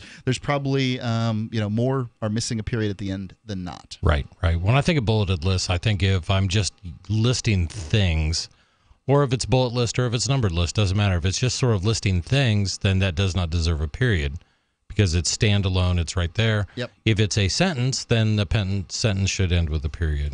Yeah. But I don't know. I guess I'm willing to give certain latitude to online, communication, specifically because we're communicating with these touch screens now rather than having buttons in front of us. And I was a holdout for a very long time. I had a smartphone. I had the original sort of Palm, and they all had keypads. And I was pretty darn quick punching out messages with my thumbs on those keypads. But now that you have the touch screen and you're swiping everything, you're trying to swipe in, mom, and you get potato, and then you got to go back and then you redo it again. And then this time it comes out as Albuquerque. And perfect. Like, why? Why does it keep doing this? I can see people's frustration when it comes to punctuation. It's been Mark with you. And Heather. And Chris. Free Talk Live. Check us out in the meantime at freetalklive.com, the Facebook page at facebook.freetalklive.com. Have you? Free Press Publications is an independent, alternative media and publishing company founded in June 2009 with the mission of ensuring a free press for the freedom movement and is committed to spreading the message of peace, freedom, love, and liberty. FPP also gives new authors an avenue for publishing freedom-oriented material. FPP brings you daily news and commentary on the website fpp.cc, as well as a daily 5-minute newscast, FPP Radio News, and weekly news, views, and commentary in the FPP Freedom Minute and Peace, Love, Liberty Radio at fppradio.com, and the monthly newspaper FPP News at news.fpp.cc. Find FPP online at fpp.cc. That's fpp.cc, as in Creative Commons. We've all heard about blockchain assets like Dogecoin, Ether, and Ripple. Bitcoin isn't the only player in the blockchain game any longer. And for those of us wondering how to get our hands on these digital assets, finally, there's a solution. Shapeshift.io allows you to buy and sell between your digital assets and Bitcoin instantly between your own digital wallets. I've used it with ease. Shapeshift.io. There's no account or email address needed. You send them the crypto you want to sell. They send back the crypto you want to buy. It's that easy. Shapeshift.io. The 3 most important things you can do for Free Talk Live are 1. Share 1 episode a week on Facebook or in some other social networking site. 2. Buy the things you buy online through shop.freetalklive.com. 3. Give $5 a month to the AMP program. You likely buy all kinds of things online. Amazon is the largest online retailer. You can get what you need at the same prices with free Super Saver shipping by going to shop.freetalklive.com. Please do your online shopping at shop.freetalklive.com. The latest episode of Declare Your Independence is next, after the news, here on the Liberty Radio Network, LRN.FM. From Keene in the Shire, the Liberty Media capital of the world, this is Daryl W. Perry, host of FPP Radio News for Thursday, August 24th, 2017. Silver is trading at $16.99 per ounce. Gold is valued at $1,288 per ounce. Bitcoin is trading at 4 cents, and the average price of Bitcoin is $4,179. Antiwar.com reports Saudi warplanes attacked the Yemeni capital of Sana'a, hitting a hotel in the northern Arab district. At least 60 people were killed and over a dozen wounded in the attack. The hotel collapsed more or less entirely, and aid workers are still recovering bodies from the site. The attack appears to have been deliberate, with officials saying it was against a legitimate military target requested by the Saudi-backed southern Yemeni government, and that the Shiite renegades were present in the hotel, the apparent target. It being a hotel in a major city, however, there were obviously many civilians within also killed. This is the deadliest single attack so far in 2017. It is not the deadliest attack of the war, however, which was an October incident in which the Saudis bombed a funeral procession, killing at least 140 people. The Saudis have been under growing criticism for the huge civilian death toll their air war has caused. The number of airstrikes have been on the rise through 2016, and the civilian death toll resulting from them has already surpassed the whole toll of 2016. In 1999, Daryl W. Perry began a search for traditional values, which led him down a path to the ideas of liberty. He tells the story in A Rebel's Journey, My Path to Liberty. Ask for A Rebel's Journey wherever books are sold, or visit arebelsjourney.com. UPI reports a federal judge on Wednesday rejected changes softening Texas voters' identification law, saying the altercations do not do enough to ensure that Black and Latino voters are not discriminated against. U.S. District Judge Nelva Gonzalez Ramos said Senate Bill 5, signed by Governor Greg Abbott in June, did not alleviate the problems the Fifth Circuit Court of Appeals found in the state's 2011 voter identification law, Senate Bill 14. The appeals court said the older law disproportionately affected minority voters who are less